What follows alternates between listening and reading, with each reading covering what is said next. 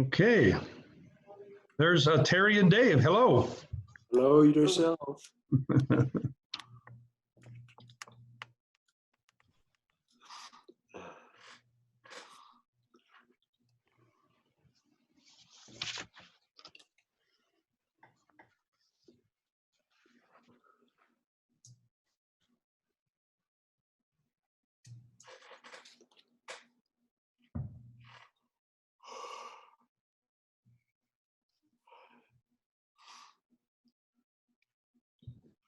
Keeping you awake, Terry? Beg your pardon? We keeping you awake? No. Uh, No, I won't let that bother me. we can run and get you some coffee if you want. Then I'll be up all night? No, thank you. Hey, Chief.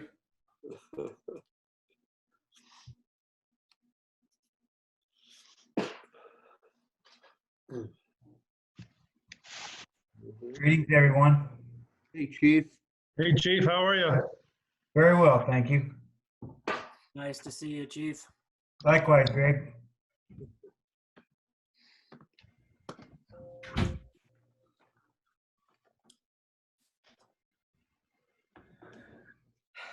Hello, everyone.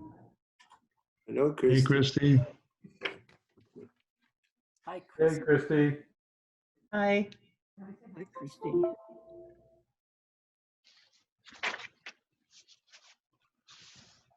We have all board members and we need Hamid on here and then we'll be ready to start. It's past 6.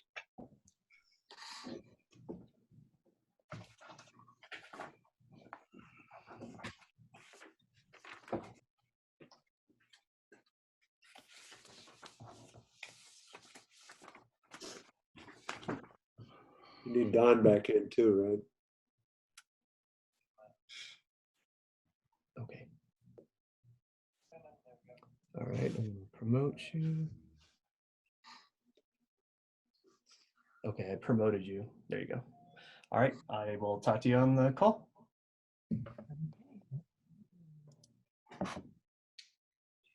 Oh, that's dark. There's Don. Okay. All right. And there's, okay. We're, okay.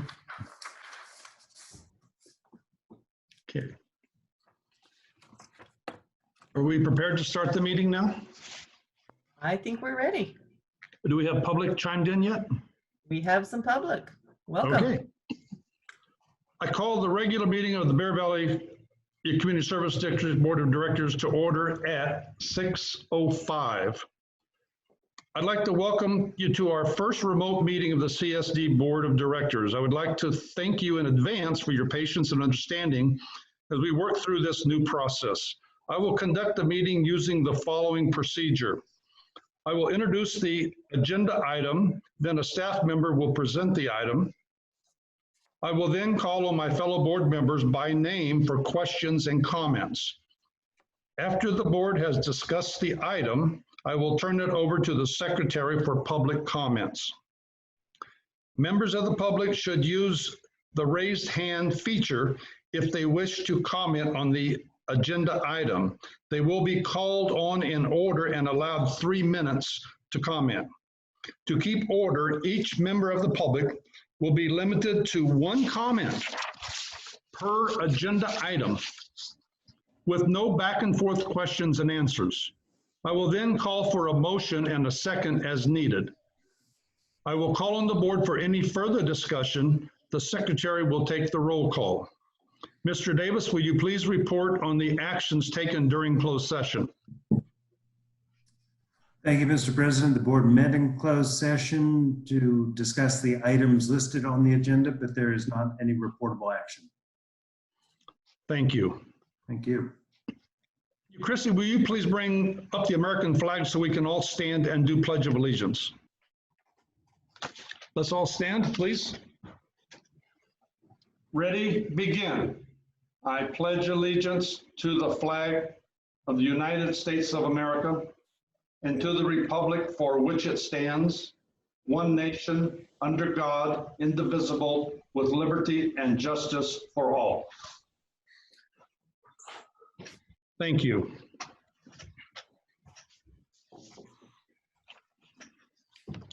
Item number 7, approval of agenda. May I have a motion, please? Mr. President, I move that we approve the agenda. This is Second. Roll call, Christie. Director Barron, Present. Director Carlin, Aye. Director Hahn, Aye. Vice President Quinn, Aye. President Roberts. Aye. Thank you. Item number 8 is public comments on non-agenda items. Christie? Members of the public may address the board on matters not listed on this agenda. The board cannot take action on any item that is not on the agenda. The board or staff may briefly respond to statements made or questions posed, or may ask questions for clarification. These items may also be referred to staff or scheduled on a future agenda. There will be a separate opportunity for public comment for each item on the agenda. Thank you, Christie. Thank you. Yes. We gave the public the opportunity to email questions in advance, and I did receive one of those. So I would like to go ahead and read that first, and then we'll call on the public that is in attendance who have their hands raised.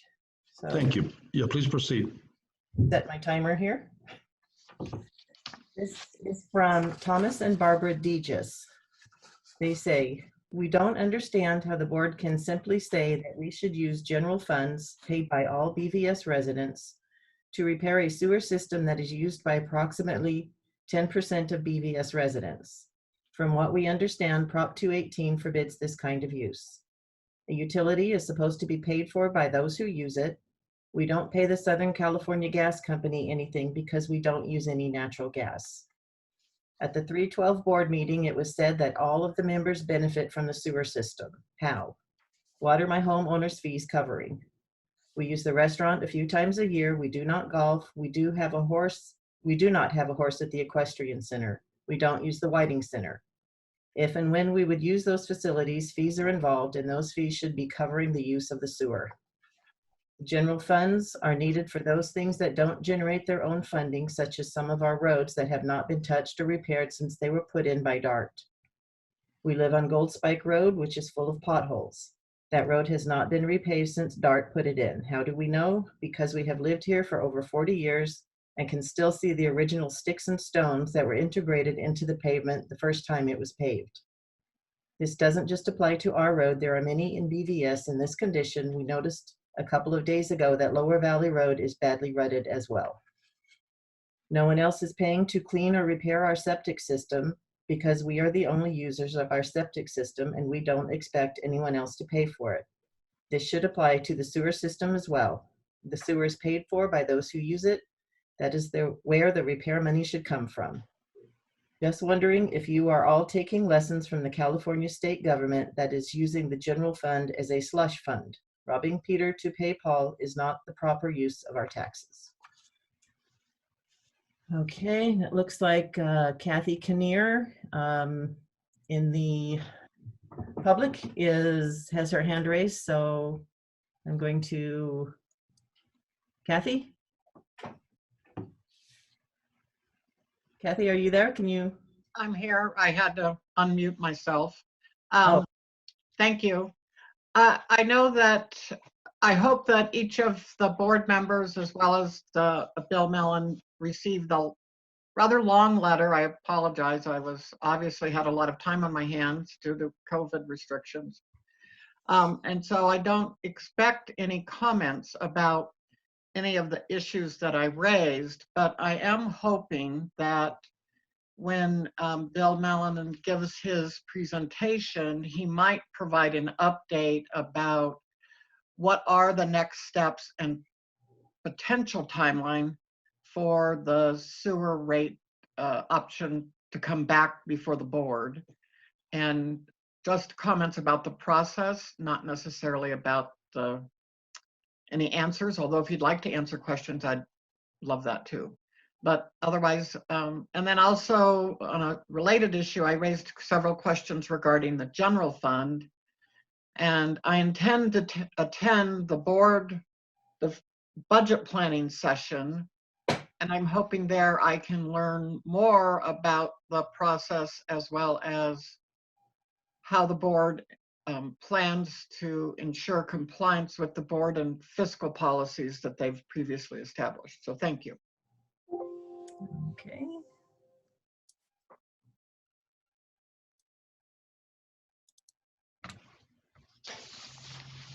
Okay, and I have no more hands raised. Well, thank you, Christy. We will advance on to item number 9, consent calendar. Christy? Consent items are considered routine and are intended to be acted upon in one motion without discussion. During this portion of the meeting, the consent calendar will be read aloud. Prior to approval, the president will give the board, staff, and public the opportunity to pull any item for discussion. The remaining calendar will be acted upon. Any pulled items will then be heard and acted upon individually. Item number A, approve minutes of the March 12, 2020 regular board meeting. B, accept the register of warrants for March 2020. C, accept the register of warrants for April 2020. D, approve request from the Bear Valley Springs Association for construction of a marquee sign for the Equestrian Center in accordance with the plans submitted in compliance with all conditions of approval required under the lease. Thank you, Christy. To the board, starting to my right, Jane, do you have any items that you want to have pulled? I do not. Okay, Vice President Quinn, I have no items to pull.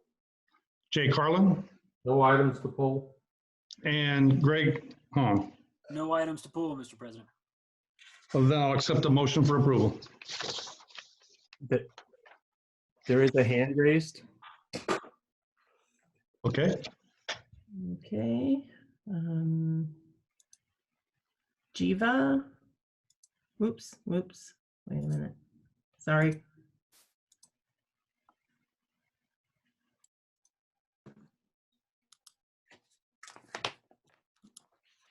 is there a member of the public that wants to pull an item for approval?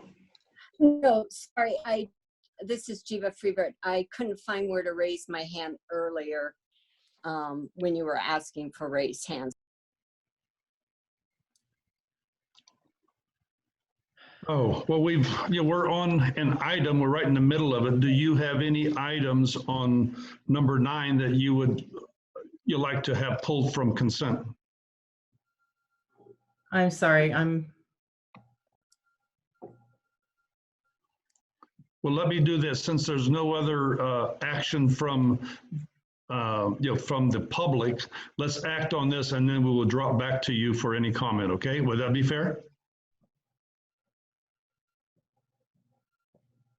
Okay, she's muted and I'm not able to unmute her. Okay, well. Oh, sorry, no problem. Okay. Okay, so you may have a motion from the board. Move to accept the consent calendar as presented. Thank you. Okay, Christy? I'm sorry, who second? Greg. Okay, thank you. Director Barron? Aye. Director Carlin? Aye. Director Hahn? Aye. Vice President Quinn? Aye. President Roberts? Aye. Thank you, board. Back to the lady that was trying to make a comment under the previous item. Yeah, Chrissy, can you get her? Should be able to talk. Okay, Can you hear me, Christy? Yes. yes. Okay. I had sent you two emails. One was at 5:01, so you may not have gotten that one, but one was in response to the draft minutes that you responded to me in. Did you get that? I did. I wasn't aware you wanted that to be part of public comments. Yes, please. Okay. Did you So- want to go ahead and make your comment since you're on? Oh, okay. But it can be put in the minutes or whatever you do regarding that, correct? So, my question was in the draft minutes, when it said the wording was preferred rate adjustment, I didn't understand that completely, meaning was option 1 totally off the board by that vote, and it was option 2 only that was going to be considered at that time. So that was one of my questions there. And that it wasn't clear in the meeting when the reference was to 4 previous meetings that the sewer rate study was spoken about. And I just wanted to make sure that it was clear that option 2 wasn't part of that discussion in the 4 previous meetings. And then my other comments there that I didn't get answered, and I'm hoping can get answered after this. And then my other comment was I had sent a detailed question regarding the legalities and questions regarding Prop 218 and the sewer rate study. And I did get a response from you, Bill, and I appreciate that you were working on addendum. And what did that mean? An addendum to 2, but 1 was still being considered. So I'd like any clarification there, if you could, on that. Mr. President, Well, if you'd like, I can just. right, actually, that item is for public comment, but not for discussion. So we heard you, and you know, perhaps the general manager could get back with you after the meeting or sometime tomorrow, whatever, and discuss that with you. Okay.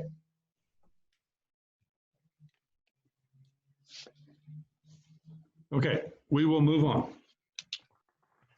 Item number 10, disclosures by the board of directors. Christy? Board members are asked to disclose any outside communications with individuals and organizations that have an action item on this agenda that pertains directly to them or their specific personal or private interests, and which communication is not included or disclosed in the agenda package, so that all interested persons have an equal opportunity to express and represent their interests. Okay, so we'll have a poll of the directors. Christy? Director Barron? I have none. Director Carlin? I have none either. Director Hahn? None from me. Vice President Quinn? I have none. President Roberts? And I have none.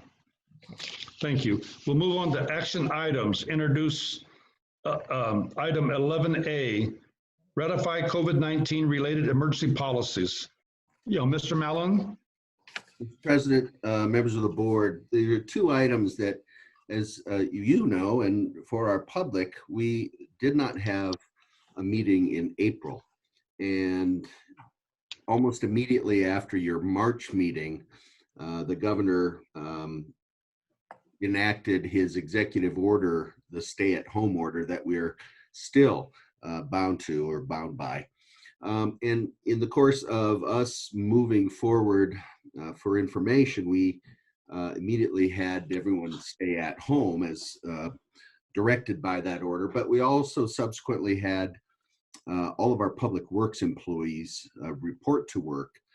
Our administrative staff, for the most part, has been able to work remotely, although we do have a regular scheduled presence in our office.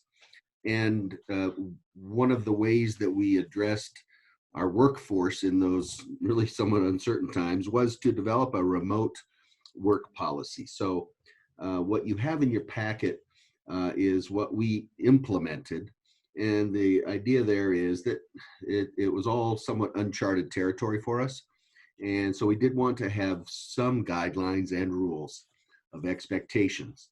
And so the temporary work remote or work policy for this COVID-19 situation really it shows the employees what is expected of them and how they're supposed to go about their work and the reporting schedules and so on.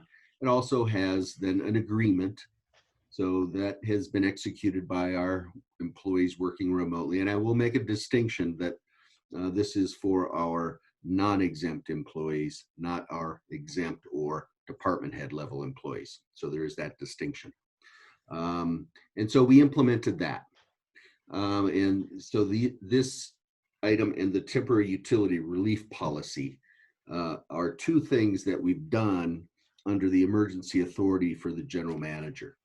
And we bring them to you to ratify and show to the public that we were doing these things. The second one, the temporary utility relief, this is a program that many utilities or cities, municipalities are doing. And it's in recognition of this is a very difficult economic time for some residents. And it's a way that we can help. We aren't waiving the charges, but we are waiving the delinquency charges that otherwise might have come. So if someone is having a financial challenge in making payments on their utility bills, we're not going to be putting penalties and interests on those things. And we've selected the periods of February, which hit in March for payment, through May, which then will come out to folks in June. And so the idea there is we're doing something to try to help our residents with that financial burden that they may have. So that is the background. And we would recommend you adopt the motion, just ratifying those policies as implemented. Thank you, Mr. Mellon. You will have some questions from the boards starting from my right with Jane. You have any questions, Jane? Well, I did, but Bill clarified or answered my questions, which was about late payments made with or without interest. And I assume from what he said that it's without interest. Yes. Thank you. Terry Quinn? I have no questions. Jay Carlin? I don't have any questions either. Greg Hahn? No questions, Mr. President. The only comment that I have is thank you, Bill, for you putting this together. That was very, very important for our people, and we appreciate the effort. Alex, any question? Your public comments, Christy. Kathy Kinnear, one moment. There we go, Kathy.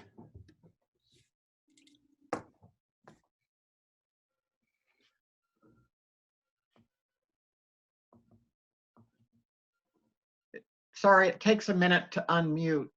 I unmute you, so you don't have to mute and unmute yourself. Oh, because I got well, anyway. I just wanted to thank staff, and I'm sure probably worked with general counsel on this, but I thought the policies were pretty comprehensive, and I appreciate the effort that they did to not only be responsive to the circumstances and follow the governor's instructions, but also to be responsive to the needs of our community as we all try to cope going through this. So I think it was a job well done. Thank you.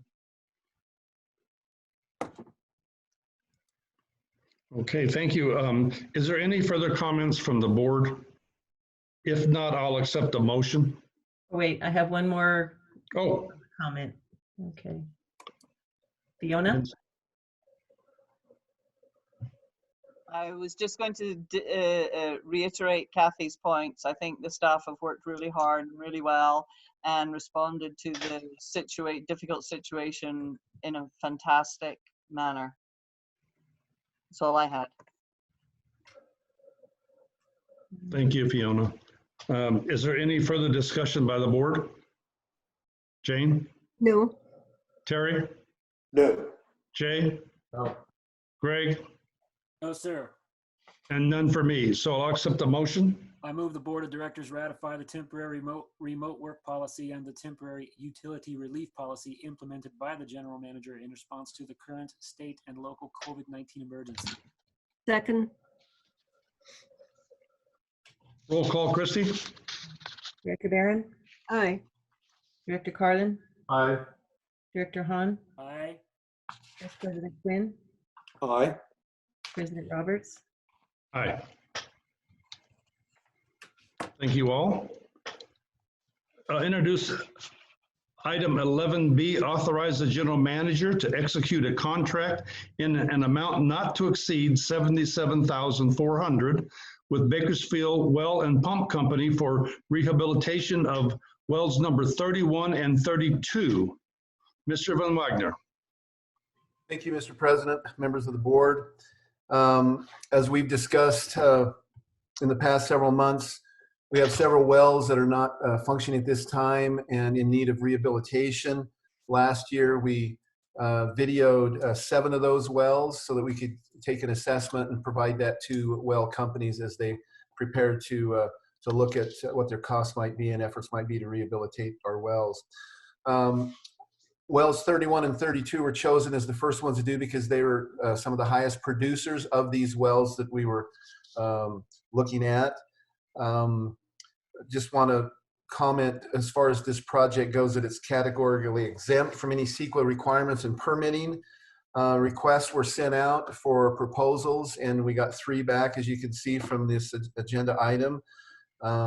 Will Parks and I, the water supervisor, went over these in detail, both together and with the vendors, and determined that Bakersfield Well and Pump was a responsive low bidder at $77,400, and we recommend going with them. And I stand for any questions.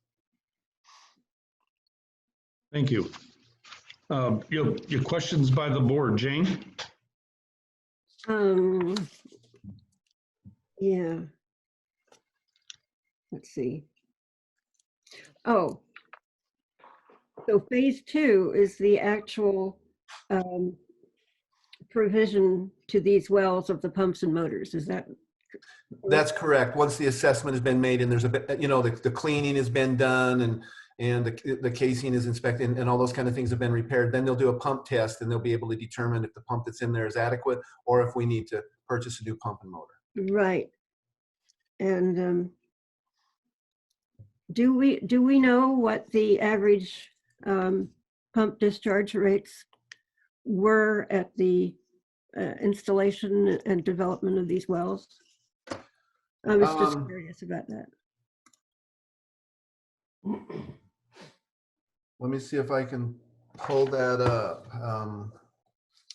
Are you talking about just the annual acre feet? Well, that would do. Yeah, okay. I have information that goes back as far as 2004. 31 was about 14 acre feet, and 32 was about 60 acre feet, although that doesn't look like that was the highest production year for 32. It went up as high as, it looks like about 129. Wow. Acre feet. Be nice to get that one back online. When you say there's no CEQA requirements or permits, are you talking about all permits or just CEQA permits? Just the CEQA. Okay. Yeah, there'll be some permitting, some permits to pull for the construction. Right, right, Yes. okay. And I didn't understand in your proposal what the quantity this period and the quantity to date. What? I don't understand the quantity this period and the quantity to date. What is this period? I'm sorry, where are you at? What are you looking at? So that I can make sure. I'm at the Bakersfield Well and Pump Company proposals. For 31 and 32. Okay. And I don't understand the quantity this period and the quantity to date. What did they do this period? Okay, let me, this is on their proposal. Let me Yeah,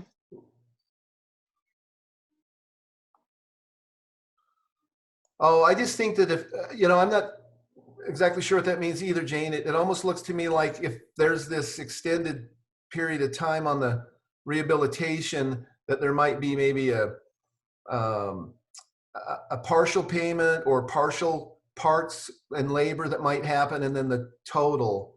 But it looks like it's the same. So that might Yeah. just be the way they laid that out. oh, yeah, well, I did not understand that. Okay. I think that was all I had. Yeah, that's all.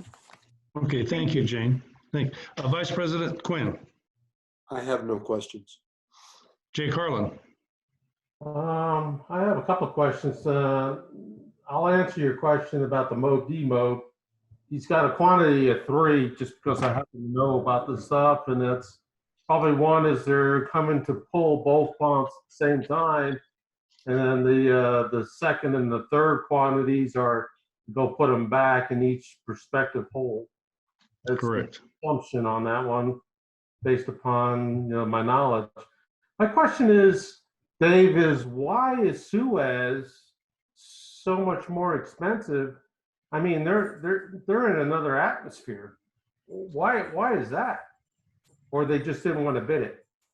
Well, no, they wanted to bid it, and we talked quite a bit about that.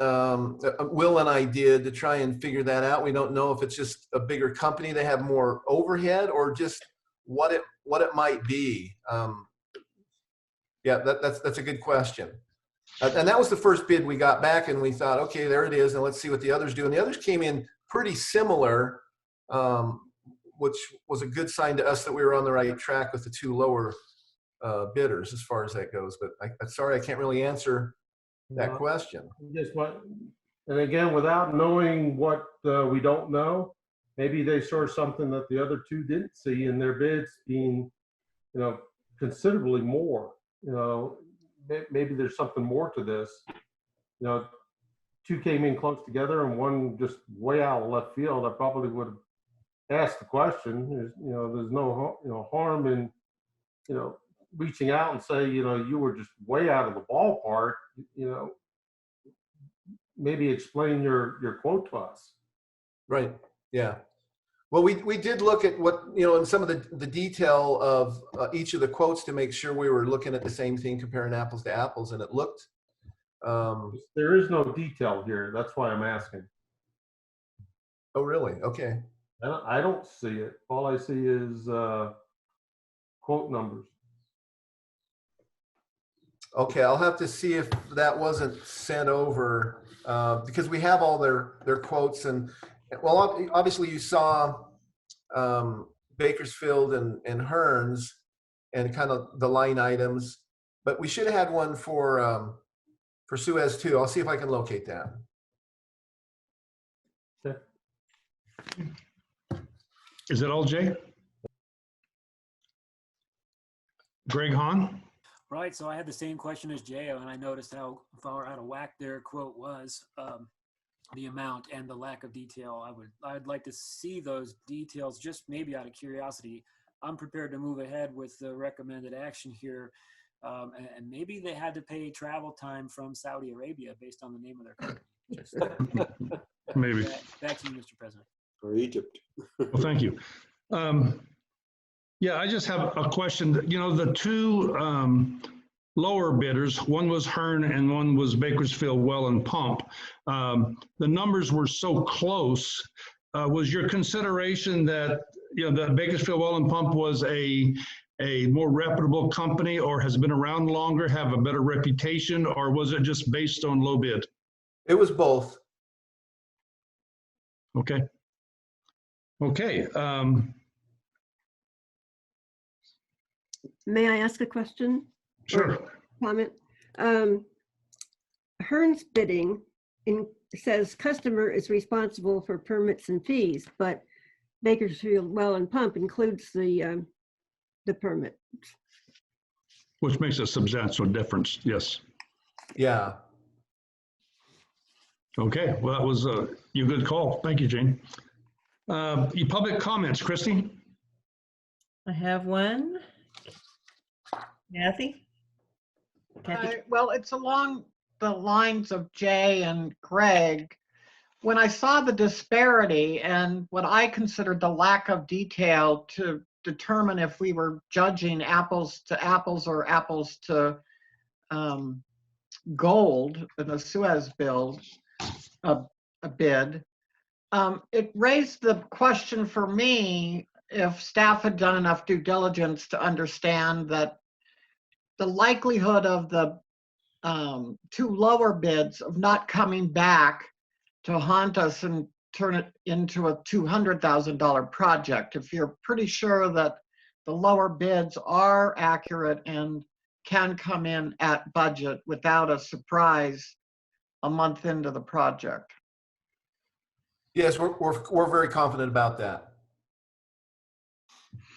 That's all. I have one more. Jiva?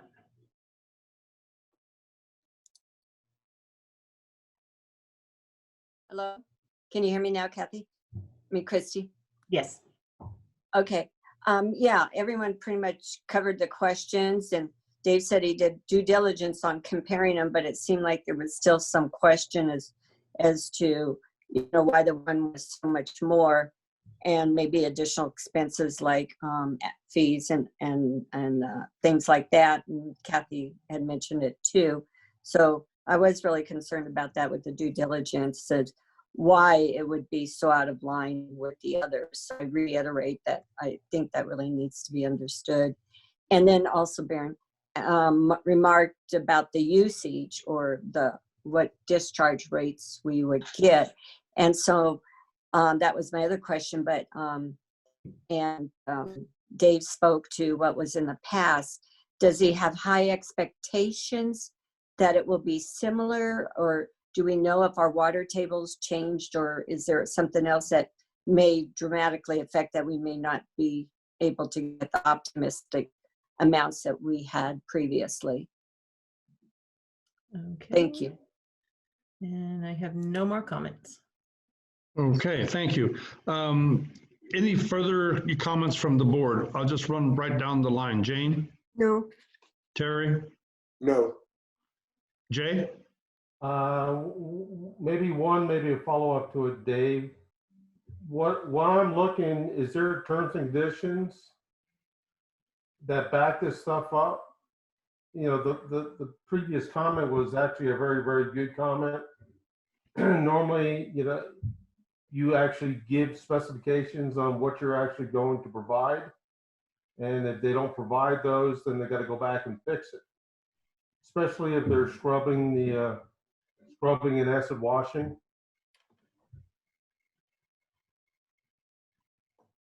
Okay, I'm sorry, so what's the question? So is this all we got from them? Or is there other terms and conditions that they're providing you the flow rates upon them rehabbing the wells? Well, it's my understanding, and in talking with Will, he confirmed this, that those considerations are part of the phase 2, where they'll do the cleaning and the rehabilitating, and then they'll do the flow test, the pump test, and be able to determine there what the capability, the capacities are. Does that answer the question? So it's going to kind of come in 2 phases. Once they get everything cleaned out and made sure that it's able to function correctly, then they'll do the pump test, the capacity test, and they'll know what the production capacity can be and what size pumps and motors need to be in there, if any different. Okay. Normally that's kind of backwards. Normally they kind of do that first before they even pull a pump. Just for your information. Okay. They actually do a performance test before you pull the pump to see what it's actually currently producing, and then based upon the pump generator and the amperage loads, Jane could probably speak better to this stuff since she's an engineer. I'm top surface of this, but they could tell, and then the drawdown and the recycle charge or the recharge to kind of give you a net figure of exactly what their well can produce. But you know, they are going, and that would tell you also after the fact, after they scrub it and acid wash it, that's actually helped the percolation or the recharge cycle of it. But and again, the reason why I was asking is I don't see any of that data, you know, on the front side. I'm sure there's more to this other than just this quote or this proposal. I would hope there is. Right, okay. Okay, thank you, Jay. Greg? Nothing further to add. Just one more quick comment from me. And I know you, Dave, that you've probably already done this, but please read the fine print on exclusions versus the three bidders and see what they exclude and include. But I'm sure you already know that, but I just throw that out there. Appreciate that. Okay, I'll accept the motion. Okay. I move the Board of Directors authorize the general manager to execute a contract in an amount not to exceed $77,400 with Bakersfield Well and Pump Company for rehabilitation of wells 31 and 32. Is there a second? Second by Terry. Thank you. Okay, roll call, Christie. Director Barron? Aye.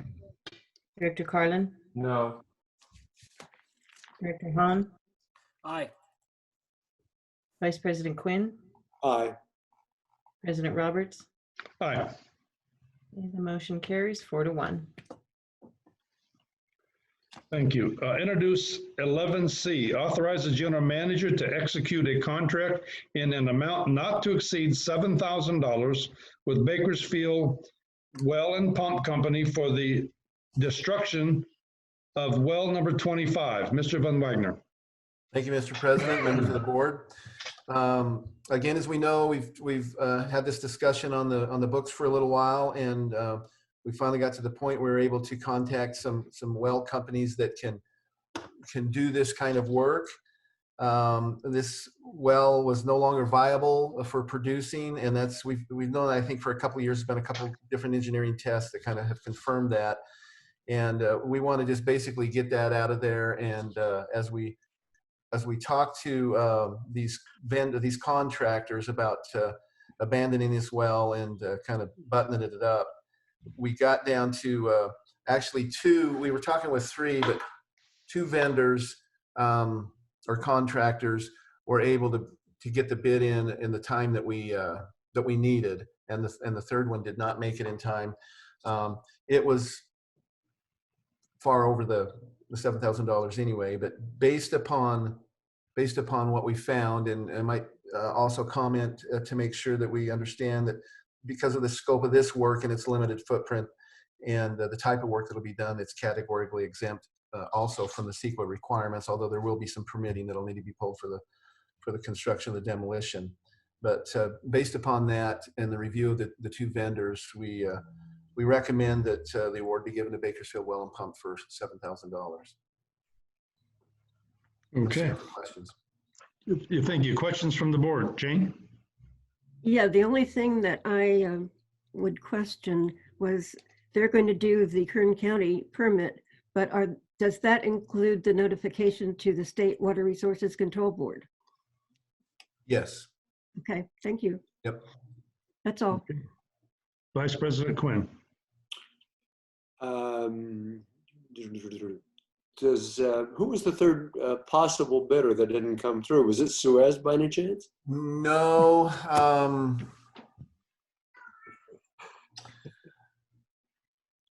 Oh, boy, It wasn't Suez. I'm sorry. I'm sorry. It's on the tip of my tongue. Will and I just talked about it at the end of last week. If I can remember it, I'll come back to that. Okay, it's not important, but just out of curiosity, have we dealt with Bakersfield Well and Pump before? Yes. Will has, and he says good things about him. He's confident. Okay, Yeah. that's fine. Mm-hmm. Jay? I don't have any questions. This is the PD well, right? Yeah. Correct. Yes, yeah, it's the demo, yeah. Yeah, I don't have any questions. Greg? Same as Terry, and that's it, so I'm good. Yeah, it'll be good to get rid of this well. We've been dealing with this for a long, long time. So that's my comment. And public comments, Christie? We do not have any. I'll call for the motion.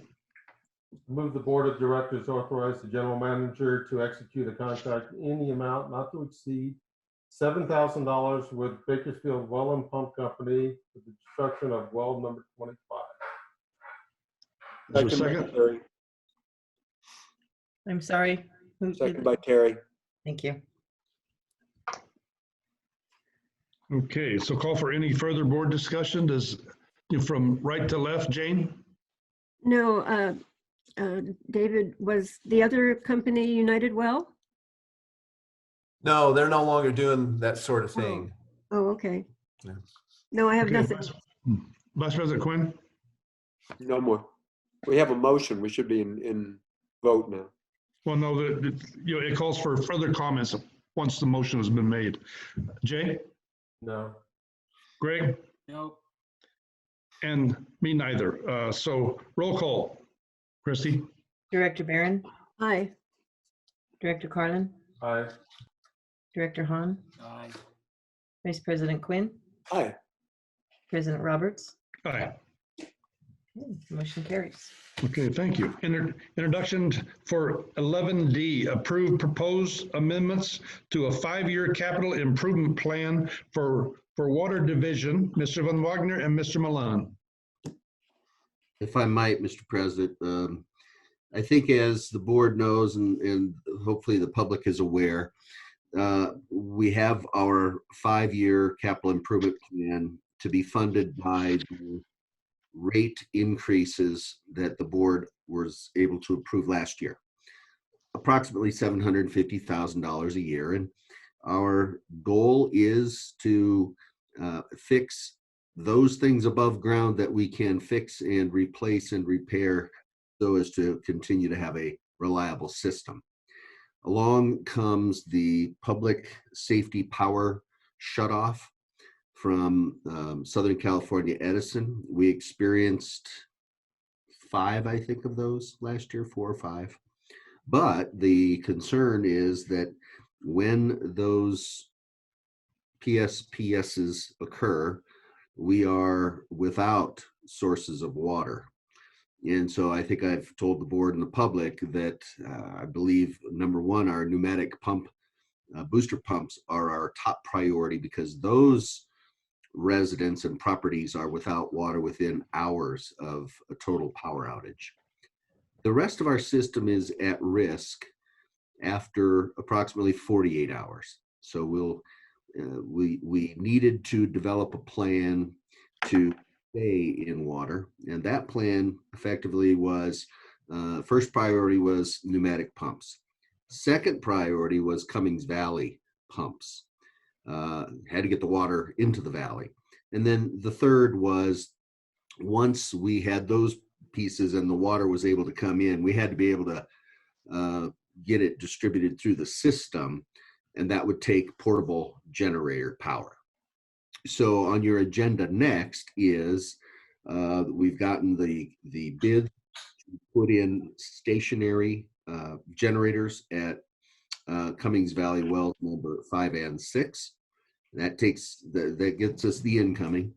And then the other piece of it, I would ask Christy just to go down a little bit on the item to the next CIP, because effectively what we're asking of you, and then I'll put a caveat on this, Mr. President, as you'll see, the 5th and 6th items now for this current year have been changed, and they now have the backup generators, and that's actually I think a fairly decent price for the 250 kilowatt stationary generators that we're getting. So those are 2 changes right there. And then at the bottom of this current year, you'll see a 150 kW and a 100 kW. And then if you scroll down, you'll see that as an example, the Oak Flat booster repair has been pushed downward. And this is to be expected with having to amend our CIP as a result of throwing literally a couple $100,000 at portable generator systems. And again, we're very fortunate. And I was going to tell you during my GM report, but the pneumatic tanks, 6 of the 7 are slated to be funded entirely by a grant through the county. We also have, relative to this CIP, probably, I'll say about $50,000 that isn't funded by the grant for installation. So each of those had some thousands of dollars that would have to be paid by the district, but we still get $155,000 worth of grant funded generators. So things are needing to be moved down. So before we had the 2 items, we wanted to go through this, and we have it slated for your approval, but I want to put a pause on that, please. And the reason for that is I've been talking with Dave, and I've been talking with Will, and I've been looking at this. Here's what I think a plan needs to look like. Currently, as you'll see here, there's a couple of new portables that we're looking to purchase. We have about 3 currently. And for your information, those were purchased in preparation for the Y2K event. This is what I got from Tom Neisler. If Tom's watching, tell me if I'm wrong. But bought them 20 years ago. And they're about 60 kilowatt. And that's fine. And those are about the size I think we'd need. I'm looking to we'd need 5 new ones, reliable new ones. Those existing I can see as backups. They also are the generators that are running our admin building or our public works building or our shop during any outage. So it's, I think they have a purpose, but I'd also not want to put all my eggs in that basket of reliability on those. We actually, all of us here, experienced one of them going down in the middle of something, and maybe it wasn't major, but I just have I guess a desire to have greater reliability. So part of this needs to come back to the board. We need, and I know Dave, you can chime in now if you've got some quotes, but we're working through, as we are for the Cummings Valley generators, working through Sourcewell. And that should save us money from just a regular bid process and time. So we expect to be able to come back, hopefully, with the rest of those generators in a package and a revised CIP at your next meeting in June. I'll stop there. Okay, so what you're asking is that we don't take action tonight? That's correct. I will presume, however, for the sake of the discussion, that the board recognizes your next item, which is to authorize us to go ahead with the other 2. And we still think that's prudent, and that wouldn't have changed. What's potentially going to change will be portable generator numbers and sizes, and what, if any, based on their pricing, changes that might make. Again, do things need to be deferred down the list because the PSPS is a highest priority right now? Okay, then I'll poll the board to see if they agree with pulling this item, starting with Jane. Yes.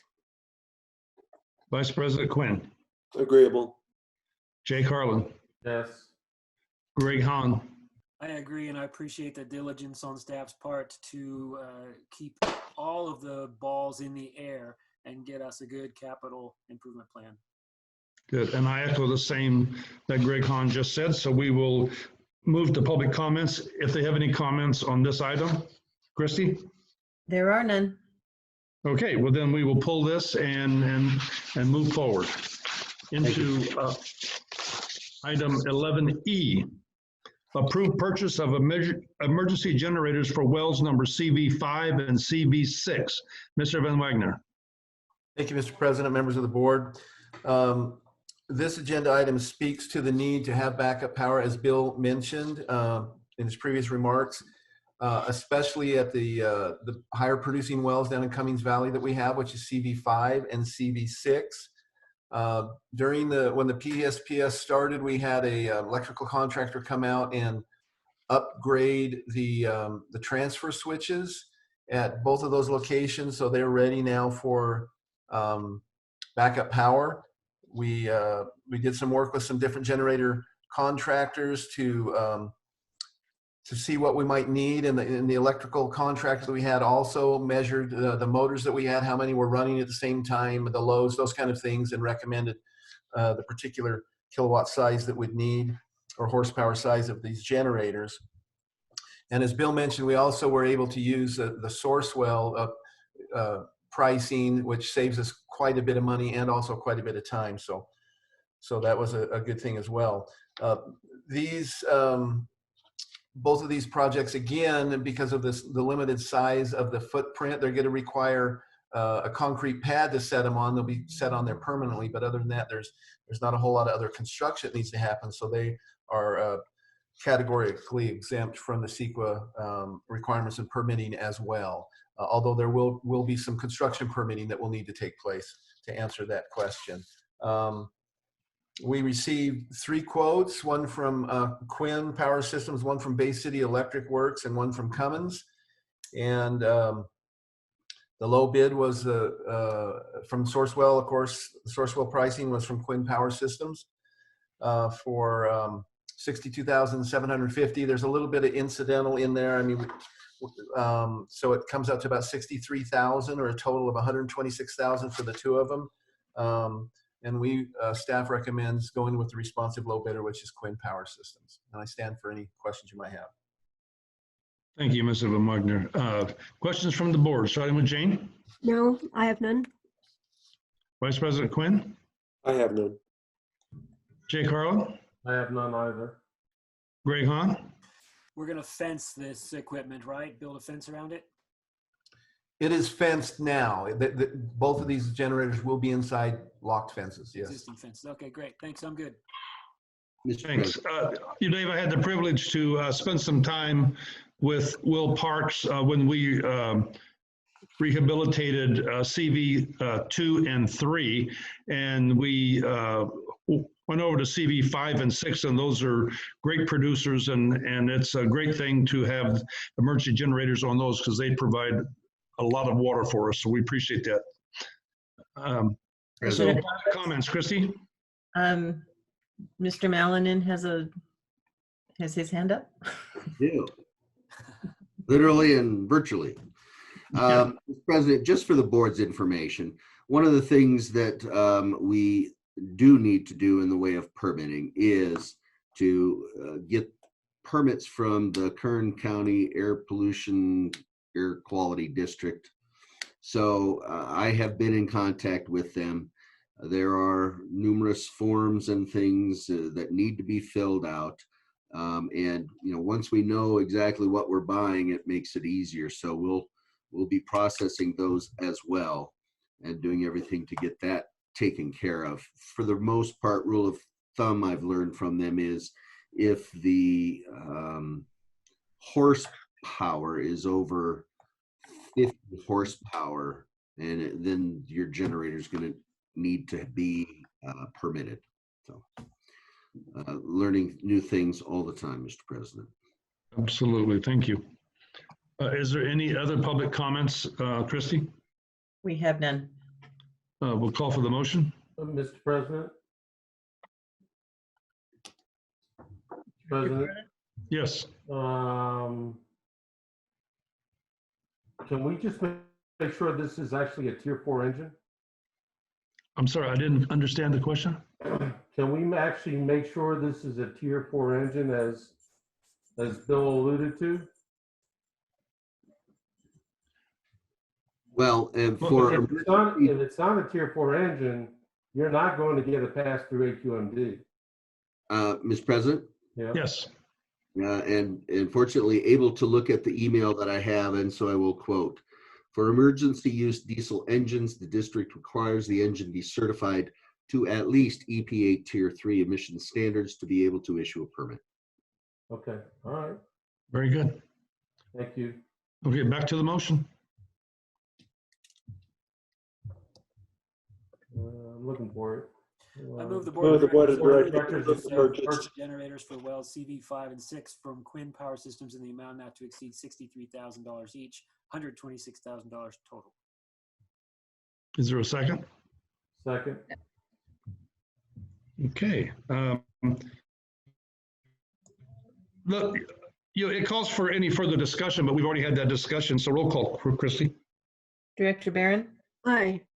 Director Carmen, Aye. Director Hahn, Aye. Vice President Quinn, Aye. President Roberts. Aye. Okay. Thank you. Thank Item you. 11G, accept monthly investment report as of February 29, 2020. Mr. Jones. Actually, Mr. President, we have skipped 11F, so can we go back? Oh, forgive me. I'm sorry. Oh, yeah. I'm sorry. I'm getting way ahead of me here. 11F, scheduled special budget meeting, Mr. Jones and Mr. Mallon. Bill, would you like me to take it? Yes, sir. Okay. Under California government code, the district is required to either adopt a preliminary budget prior to July 1 and then a final budget prior to September 1, or it can adopt a final budget prior to July 1.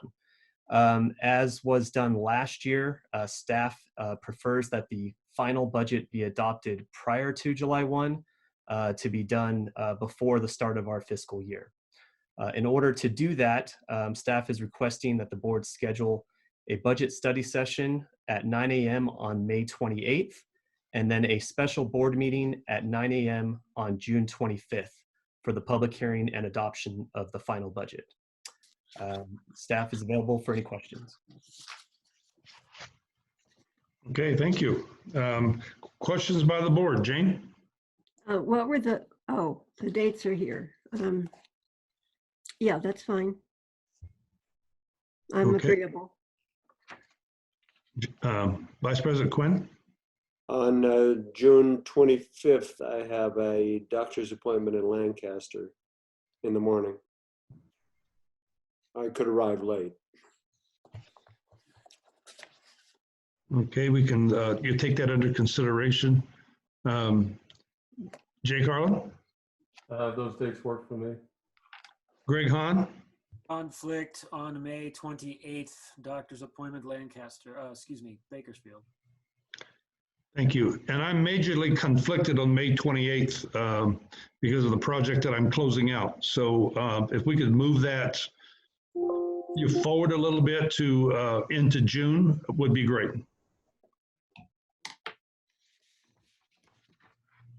So that's a question for Mr. Jones and Mr. Mallon. Let's see. Maybe.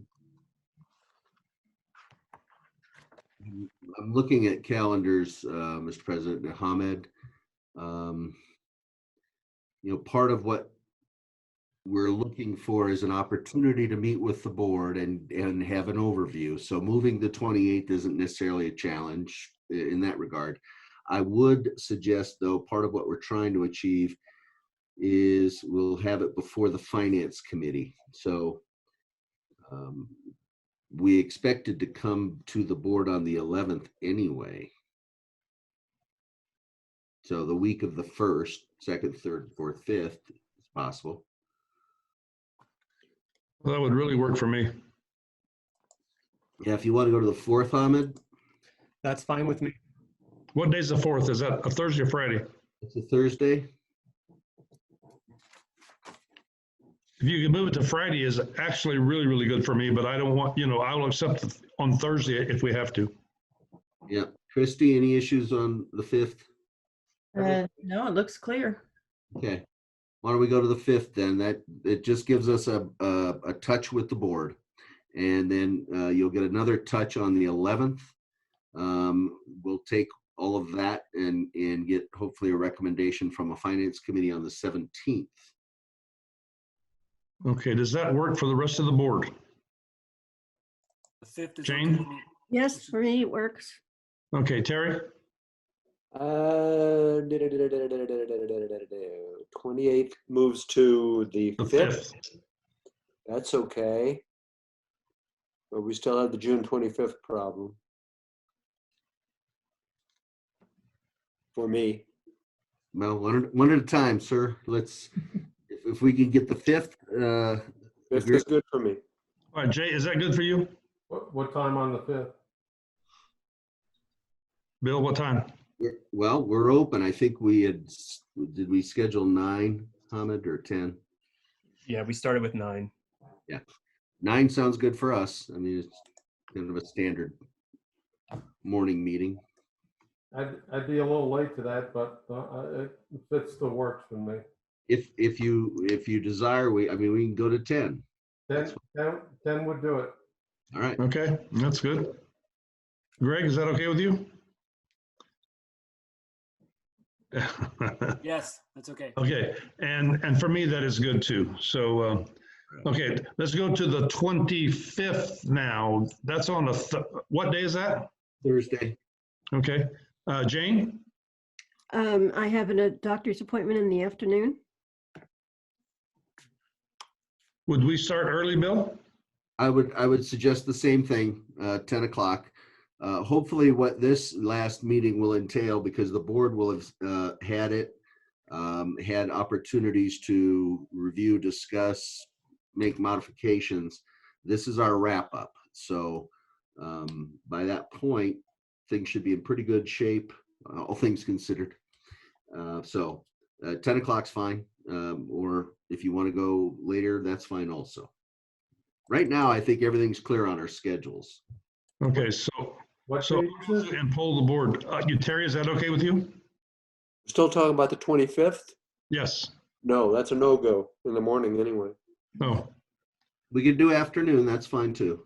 No. No. No. If Jane is in the afternoon. Yeah, can we move it one day, one way or the other? Maybe the 26th, the next Friday? Following day. Yeah, the following day.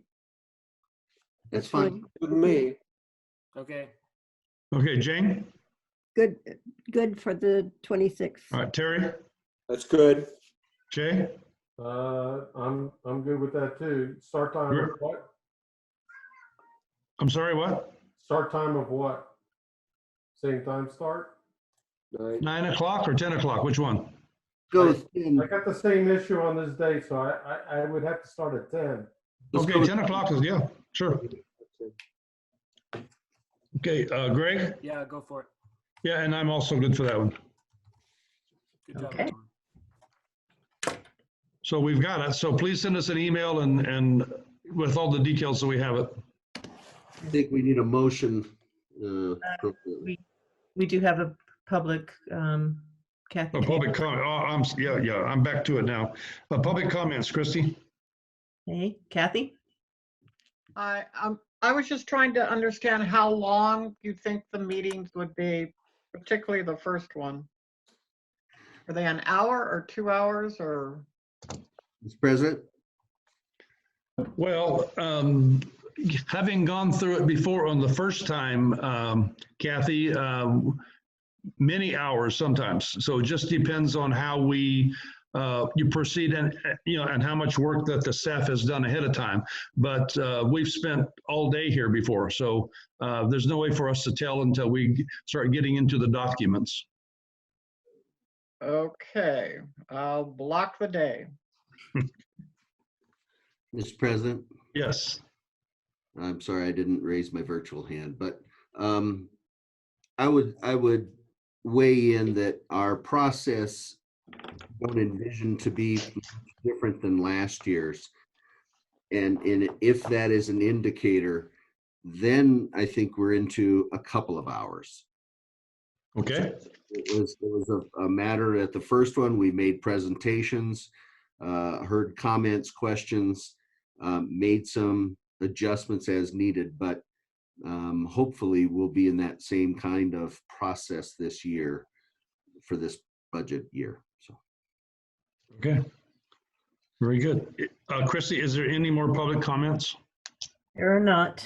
And just before we call the motion, the new dates are June 5th and June 26th. Correct. Right. Correct. Okay, then I'll call for the motion.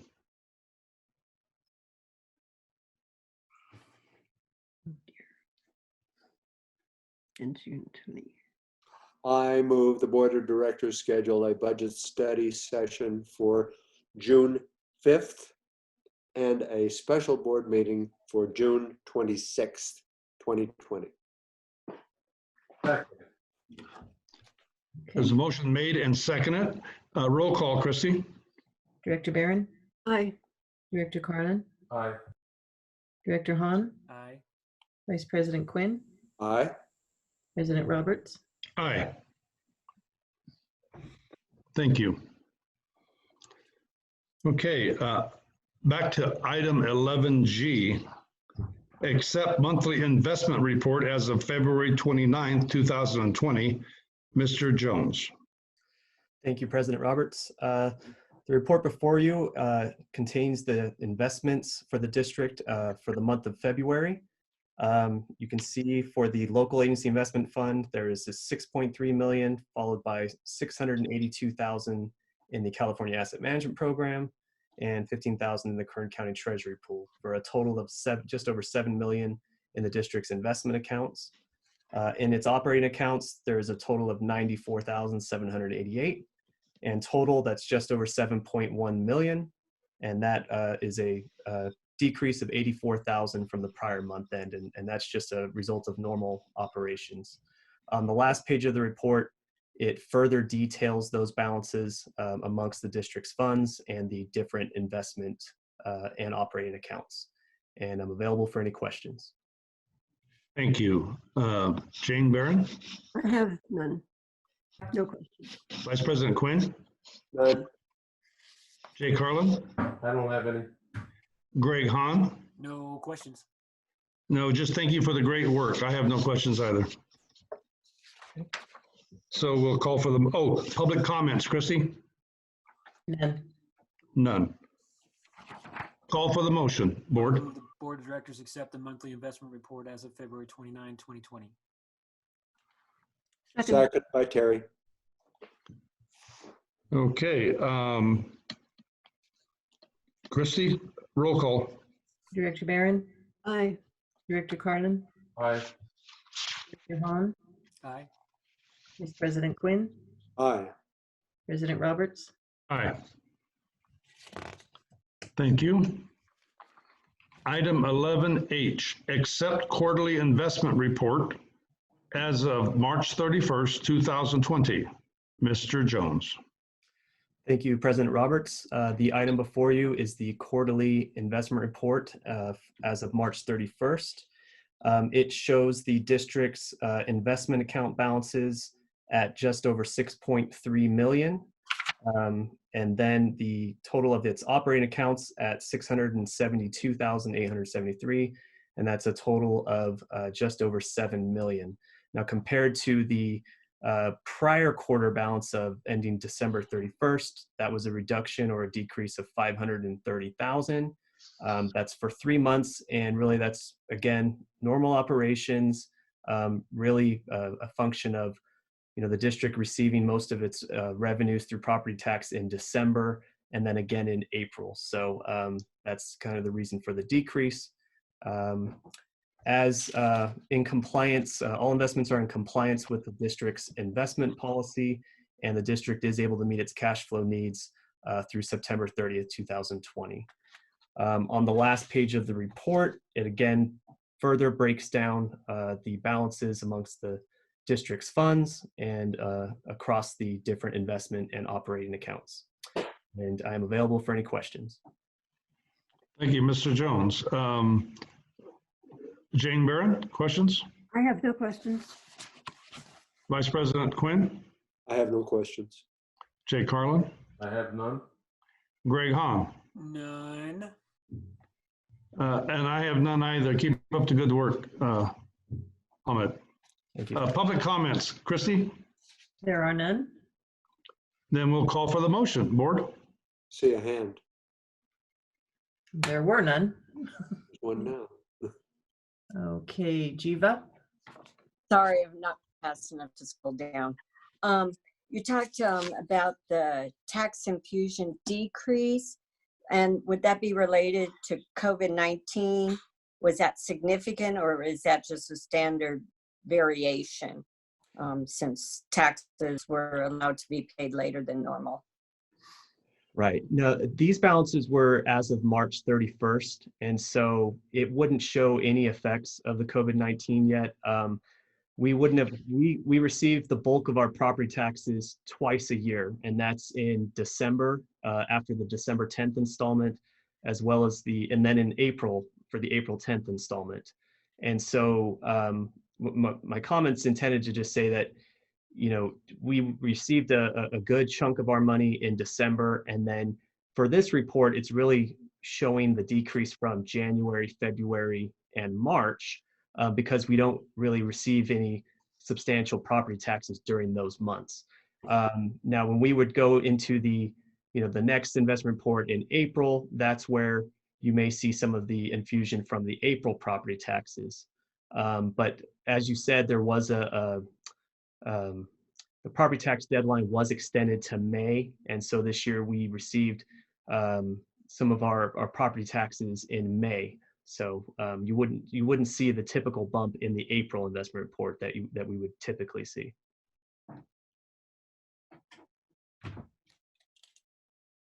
Okay, is there any other public comments, Christie?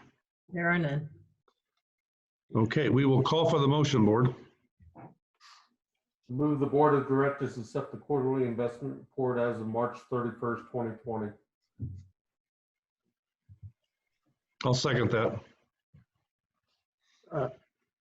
Roll call, Christie. Director Barron? Aye. Director Carlin? Aye. Director Hahn? Aye. Vice President Quinn? Aye. President Roberts? Aye. Motion carries. Item number 12A, information and discussion items. Proposed changes to green waste rules. Mr. Malonen and Mr. Van Wagner.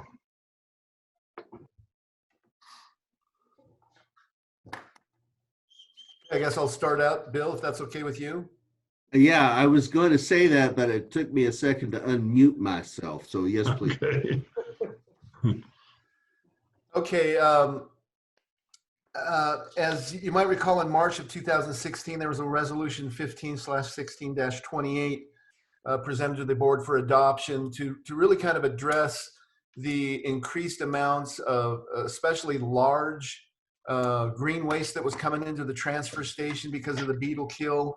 So we needed to try and address the challenge that was coming in the green waste with the really big trees that we couldn't process. We didn't have the room. They were coming in from a lot of contractors especially. So that's where this resolution came from. And as we've talked and began to change and kind of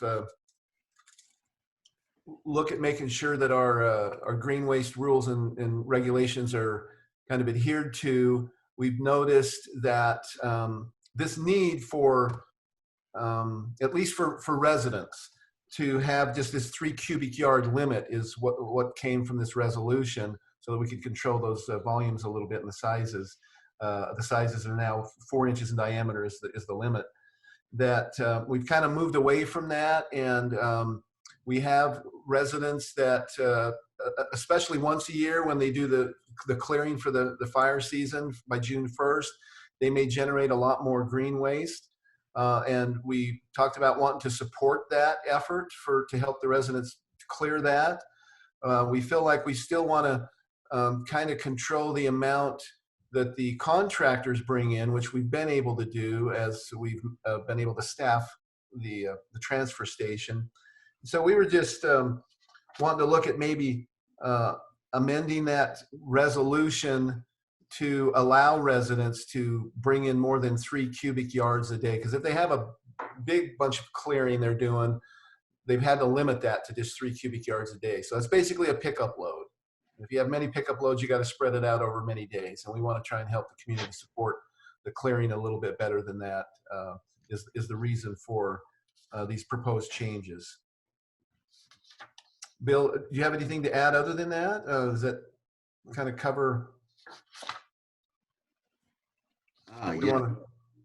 I think, Mr. President, members of the board, this is just, an opportunity perhaps as we've been paying more attention out at the transfer site and engaging with residents probably a little bit more, that the issue of 1 3-yard amount per resident, and again, we will be confirming and verifying they are residents.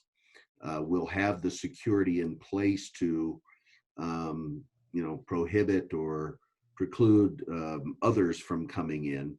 We were discussing amongst ourselves and for you then that this isn't intended to apply to contractors. So, that may be something to discuss and work through, but this was intended for our residents. So a resident says, hey, I get home on the weekends and I'm clearing out my yard and it doesn't take long to get 3 yards, and we take it down there and then we can't go again.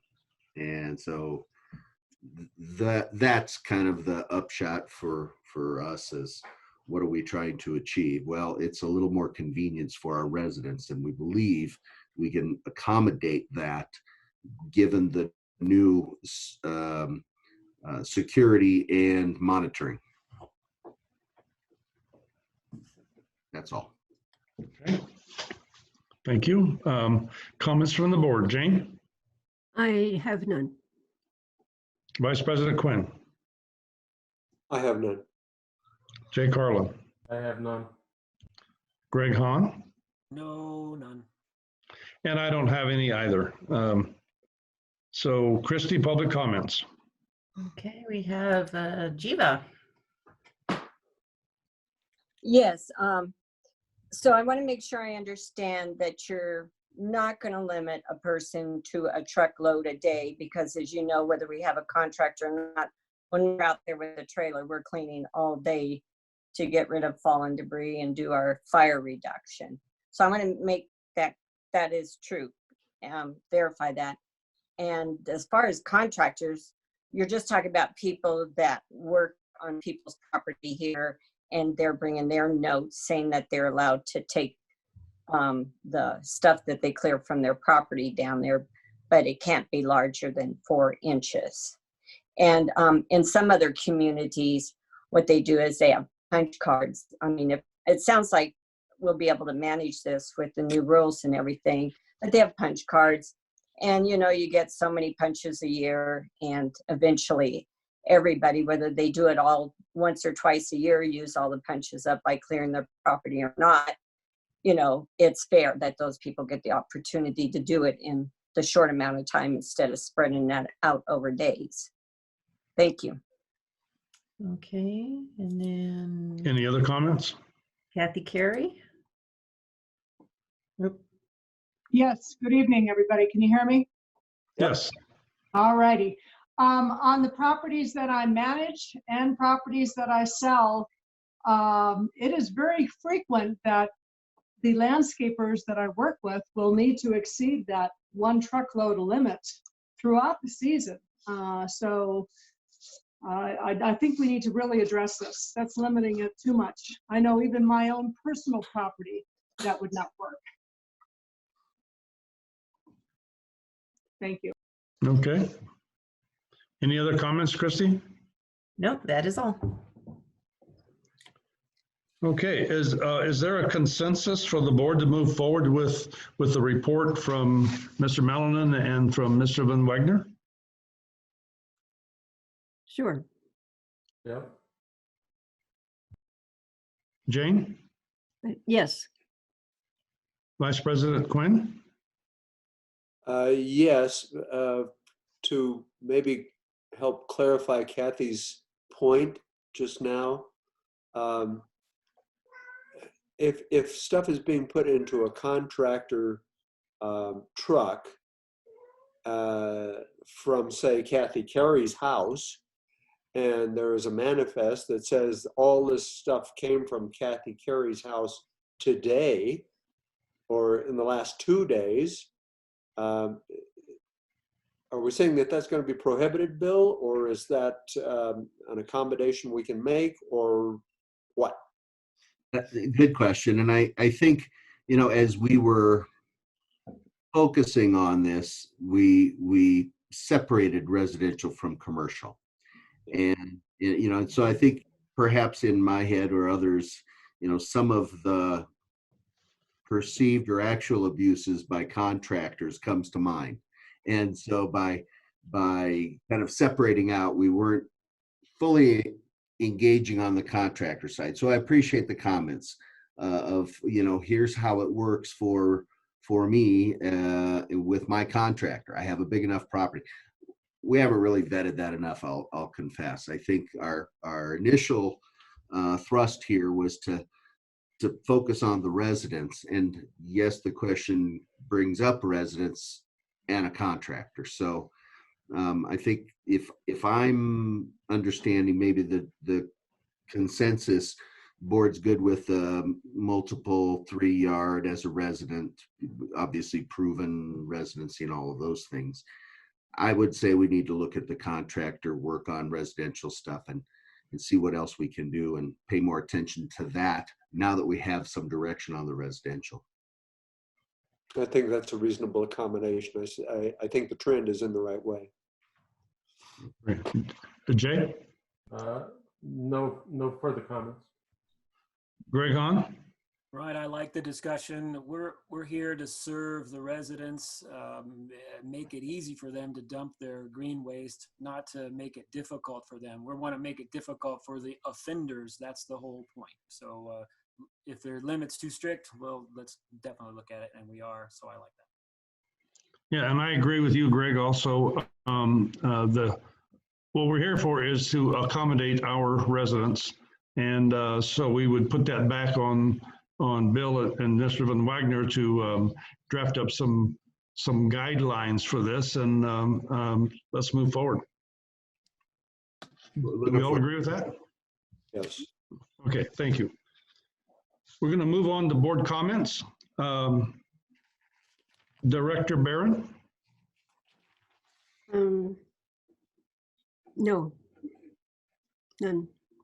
Vice President Quinn? Just for fun, I'll reserve my comments for a Public Works report. Okay. Director Carlin? I will stand with Terry on that one too. I'll wait for the reports. Okay. Greg Hahn? Yeah, I do have a couple things. One is I want to thank everyone for their cooperation in the spirit of this remote meeting. I think we're doing a great job. The staff put a lot of presentation, a lot of preparation into making this work.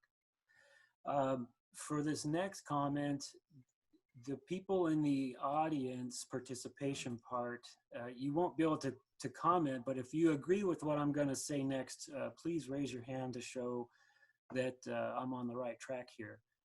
Sewer rates, they have to be raised. At the March meeting, the board authorized staff to adjust the rate study to include a $300,000 transfer from the general fund to lessen the amount of the sewer rate increase.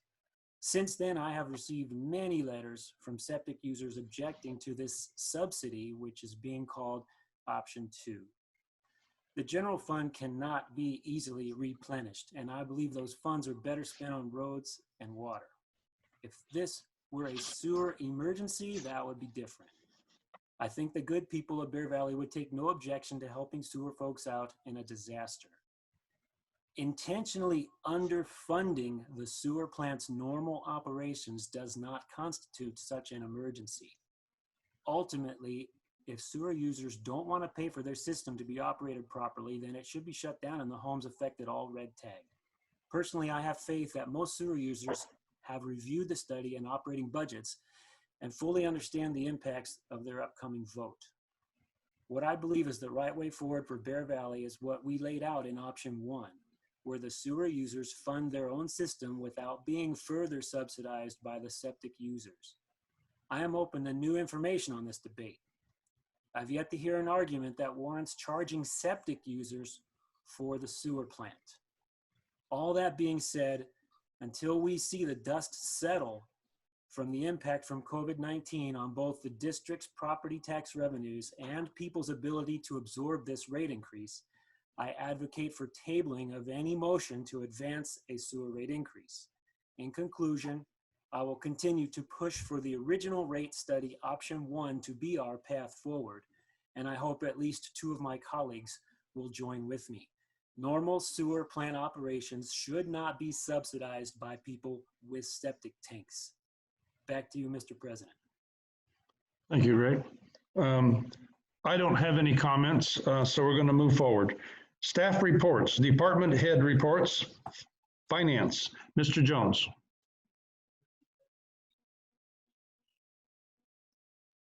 You're out there. You're muted.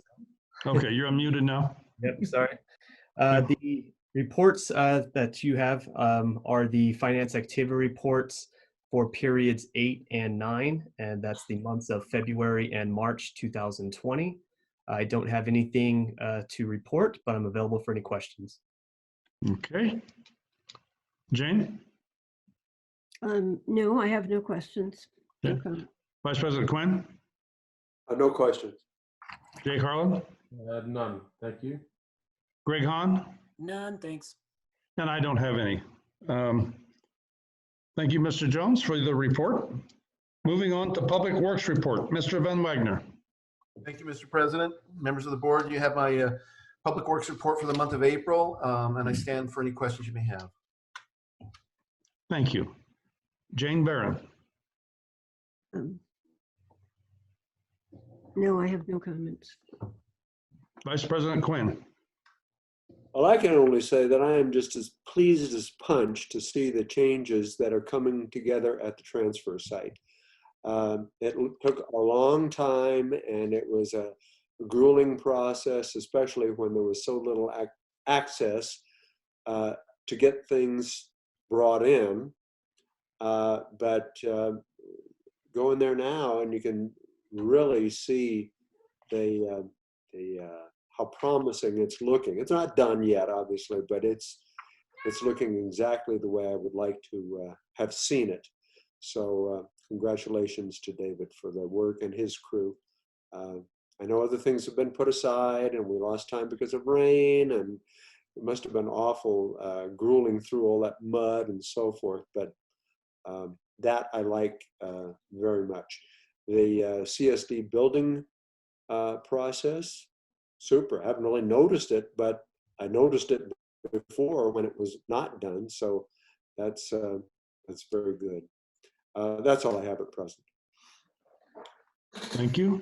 Jay Carlin? Yeah, I do have a couple of questions. Dave, out of curiosity, have we?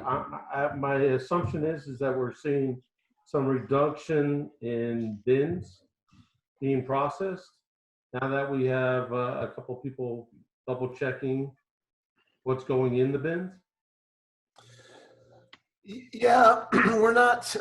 I think there's a sense based upon the past that it's decreasing, but I'd be quick to say that we still need to have a little bit more time to look at that, because in this transition, as we're educating people about what the rules and regulations have always been and that we're just starting to enforce them, there's that period where we really want to not be heavy-handed, but slowly kind of educate them, get them up to speed as quick as possible with these changes in enforcement. So I don't know that there's a great reduction right now, but we'll see that as time goes on. We'll be able to really drill into that information. Yeah. Okay, I noticed that we do have a few cameras up there, and I did notice at one time they had body cams over there. I'm sure that was for the not so affable people out there. But I don't see the body cams on them any longer. Is the cameras working sufficiently that they don't need them anymore, or are people just so nice now? Oh, yes. We're having trouble with those particular brands of body cameras. So we're looking to get some different ones in here that can work a little bit better for us. Okay, maybe the chief can help you on those, right? They've got some pretty good ones that they work. We enlisted his help. Oh, okay. Thank you, chief. I'm gonna kind of defer. Well, no, I'm gonna go there. Budget wise, I see other people other than I see everybody's gonna all hands on deck. Right? I've seen comments on social media that we have leaks popping up. We were almost at zero or at zero, I think, the last time. Now we have a few more, but I see some of those people over at the transfer station. I see some people of the road crew over there. Are we taken away from some of their day-to-day duties to do this transfer work?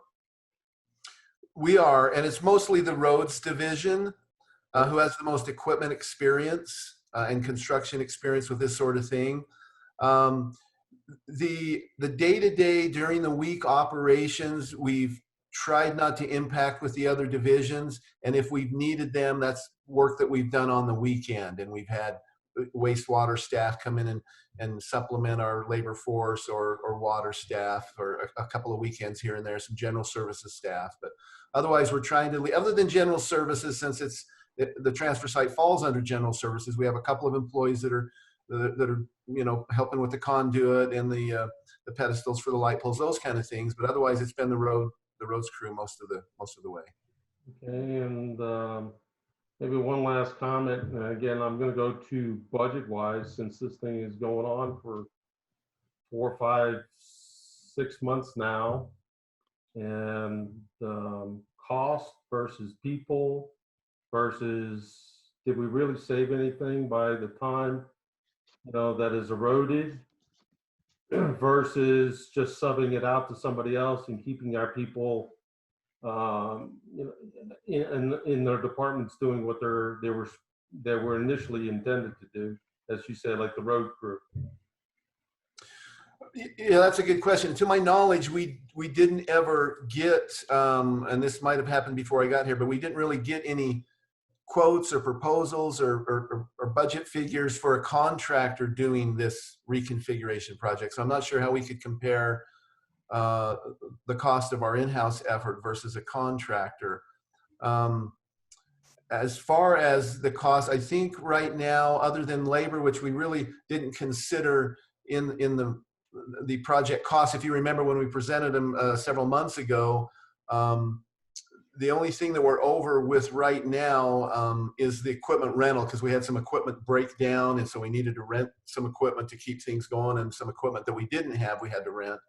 So other than being over a little bit in the equipment, I think we're tracking pretty good. And we're trying to look at making adjustments in some other areas to make up for those overruns in the equipment rental, which I think we can be successful in. All the questions I have, Mr. President. Thank you. Greg Hahn? I'd like to second everything Terry Quinn said. I appreciate all of his comments. And I'd like to just express some very extreme disappointment with members of this community who literally flat out defy CSD staff at the dump. And when I heard that, I was incensed. That's just ridiculous. So I hope we're formulating a plan to do something to those people. Thank you. Thank you, Greg. Yeah, just to follow up on what Greg was saying, I think it was about 3 weeks ago. It was very, very foggy and very, very rainy. And Bill, Melon and myself went to the dump, if you will, the transfer station, to witness how things were going. And in the 20 minutes that we were there, we witnessed 2 very, very abusive residents to one of our staff members. And as we witnessed all this, we let the staff member handle it, and he handled it expertly, courteously, just perfectly. And Bill said to me, what we need here is body cams. And we immediately called the chief, and ask him to order some body cams for us for these employees. And so I personally witnessed it myself. I went back 2 consecutive weeks and visited with the people there to you witness anything else, and I did see a few other things. So just imagine those guys are on their 12-hour shifts, I guess, 8 to 8, and they have to, have that abuse. It is just a shame that people behave like that. I was astonished from our residents, but it's a learned behavior, and it's going to get better as time goes by. And one question for Dave is, I was out there, Dave, and I, at times there's just one person, and he's supposed to watch the green waste and the manure area and the trash. Is there any plans to add one extra person? We have 3 new people, but it would seem to me, in terms of being more efficient, if we had one extra, we wouldn't have to work 12-hour shifts, and they would be able to have proper days off. Has that been discussed with upper management?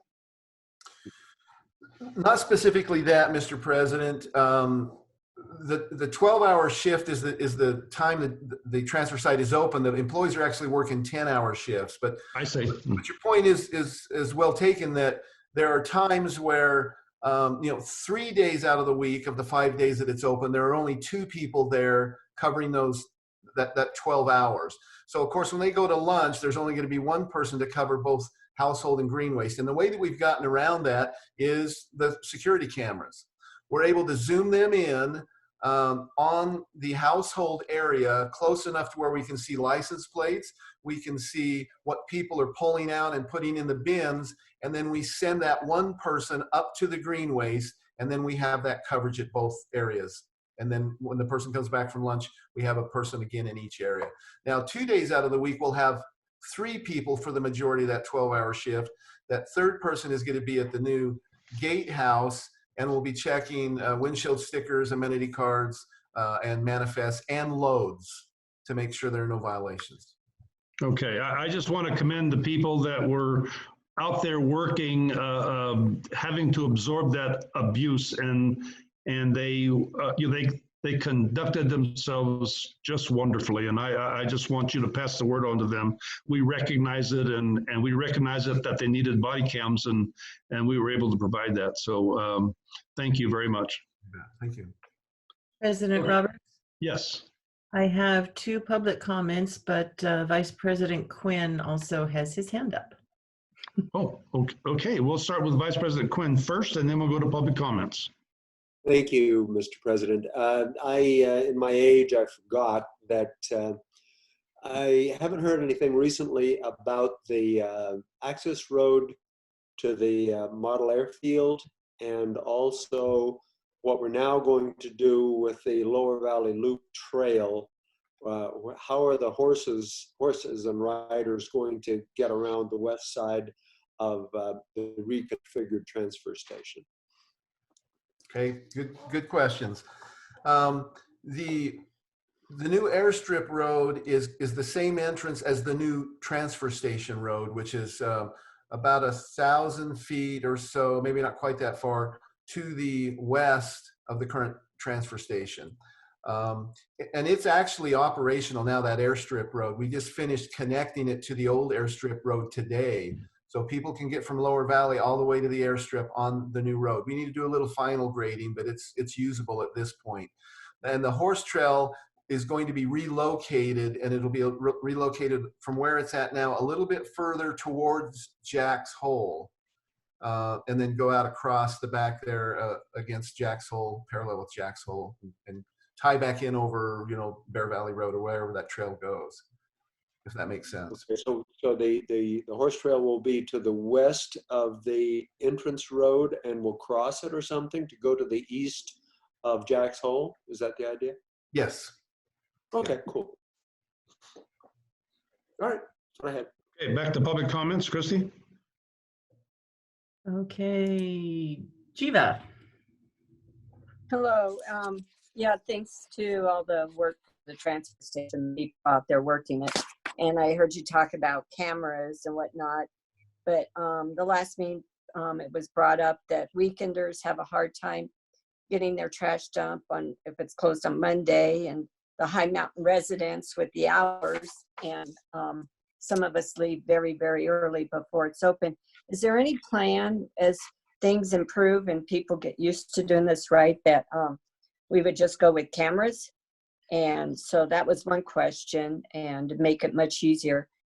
And then the second question is, reading through the water report on the Deer Trail fire hydrant that was repaired.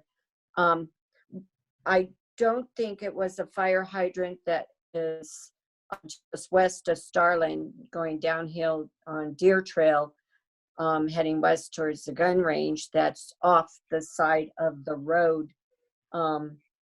Is that one planning on being repaired and replaced? And what is being the plan or the expense or in-house or out-of-house work going to be done for supporting that road that's starting to, or the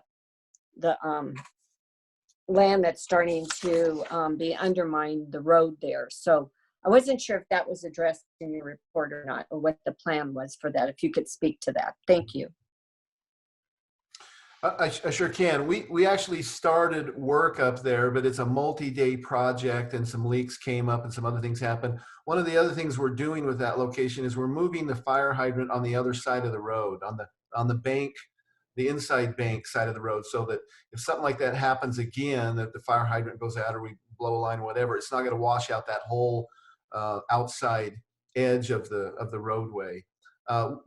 We need a couple more days up there, and the equipment and schedule is freeing up with the transfer site wrapping up. And so we're hoping to get back on that next week, actually. We need at least 2 full days with the equipment up there to be able to button that up and close that washout and kind of tie it up.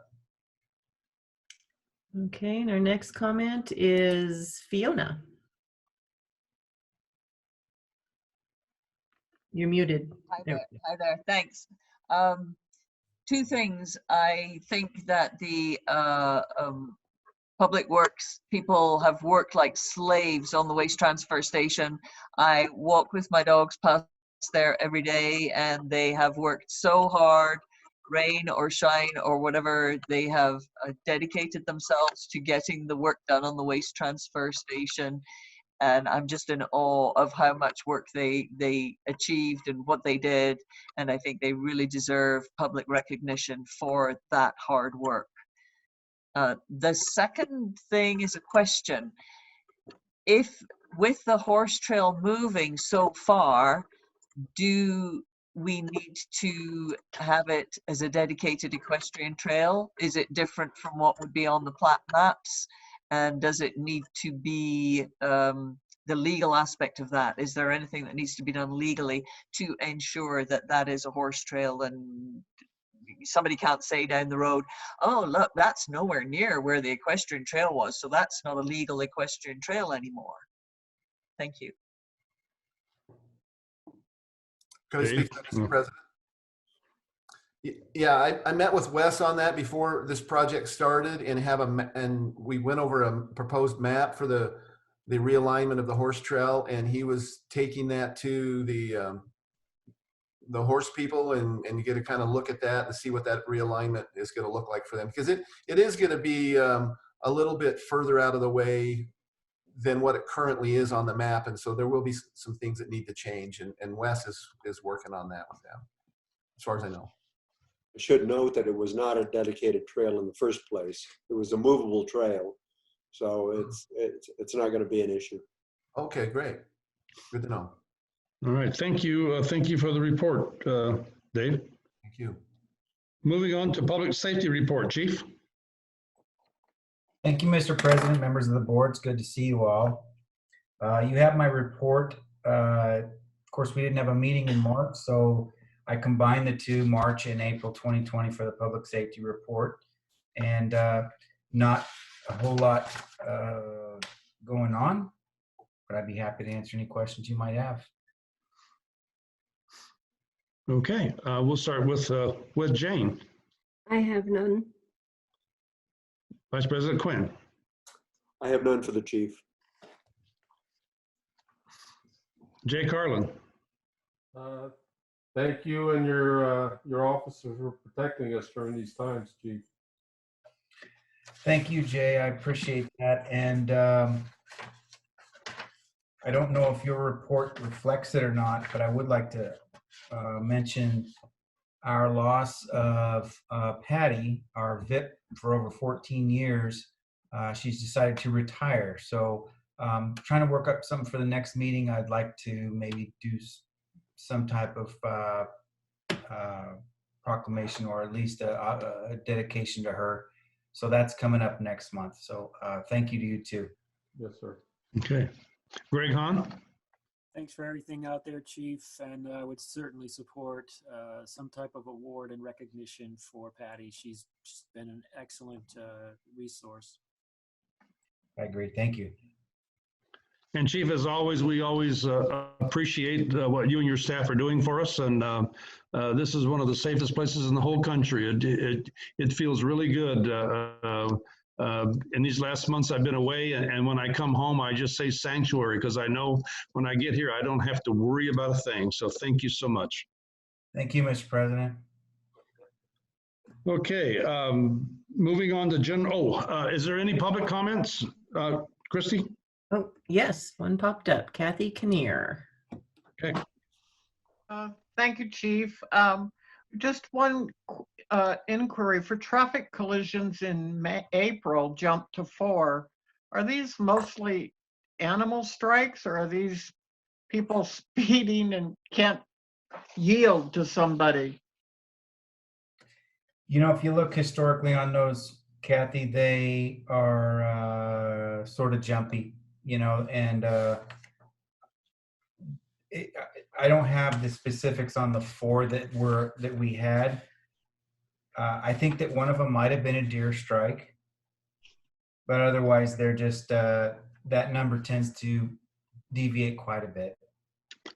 I could find out and let you know, though, if you're really interested. I don't think it's a huge. I don't think it indicates anything other than just an anomaly for the month. Okay, thank you. Christy, is there any other public comments? There are none. Thank you, Chief. We're going to move on to General Counsel report. Mr. Davis. Thank you, President Roberts. I did not submit a written report, but I wanted to echo a comment earlier in the meeting when we were discussing the COVID-19 responses, and just wanted to commend staff, the general manager, Christy McEwen, and the department supervisors for really working with us in sorting out the situation, how to keep employees safe, how to deal with federal regulations that were confusing, that came out in bits and pieces. And it was really a great team effort. And although we're not out of the woods and now we're looking at how to reopen and dealing with those policies, but I think the public properly acknowledged that there was a lot of work behind the scenes, and I would recommend staff for that effort. It was good teamwork, so thank you. Thank you. Okay, thank you. You moving to the board. Jane, do you have any questions? No, I don't. Vice President Quinn? I do not. Jay Carlin? None for me. Greg Hahn? No, sir. Wow, Don, you're off scot-free. I don't have any either. Moving to Christy, is there any public comments? There are none. Okay, we're going to move on. Thank you, Don, so much. General Manager's report. Mr. Malinan. Mr. President, members of the board, the first item, just to continue with keeping you updated, and maybe an opportunity to share with the public that, you know, this has been an extraordinary time for all of us. And Don hit on some things that I think I'd forgotten, and thanks for the reminder, which was all of the new laws coming out, and you know, workers' comp and risks and all kinds of things come into the decisions we were making. And at the forefront is our safety of our employees and our residents. And I hope people will appreciate and respect that as we move towards reopening and how we might do that, and the rules that we probably will impose. I think we're fortunate and still are that our uniqueness, both because of the gate as an example, because of the lack of commercial centers and shopping and gathering like that, haven't had the impact that other places have had. And maybe more to our benefit is what has been a negative financially, i.e., we don't receive any sales tax, has come to now actually be a good thing in the sense of we're not losing, like many communities are across the country, because it is a cornerstone of their municipal financing revenue. And so we don't have that challenge, and that's a good thing. We, I think, have ample reserves to weather the storm. We are monitoring our revenues, particularly, as those tax dollars that Hamid had referred to are coming in. We're looking at that, and we'll make adjustments if we have to, but overall we don't have to. And we've been, I think, in a position where we have the capabilities to remote work for some of our administrative staff. We put in the protocols to keep our public works people safe so that they are working and productive. And it's all, it all has come over some period of time, but I think our residents hopefully will recognize that we're getting our work done and we're continuing to serve. So we get daily updates from the Kern County Emergency Operations Center and then the Public Health Department. And so I'm a part of the city manager phone calls from the EOC every morning, and that gets shared with our staff. So our department heads have probably seen each other more because we have a daily meeting and we go over these things. So our communication actually is probably better because we do that every day, and we weren't necessarily doing that before. We are in good shape for personal protective equipment. So the PPEs were hard to come by initially. Our staff, again, credit to those that are doing this, but they've been able to keep the supplies up, our inventories up. Our people can have the equipment to go about doing what they do. So all of that is good news. The $64 question is, when will we reopen? So as the board knows, and maybe the public recognizes, we closed down the beginning of the week, must have been about the 10th or 12th. Anyway, we closed our lobbies at police and admin. Employees were still here. Then employees were sent home under the governor's order.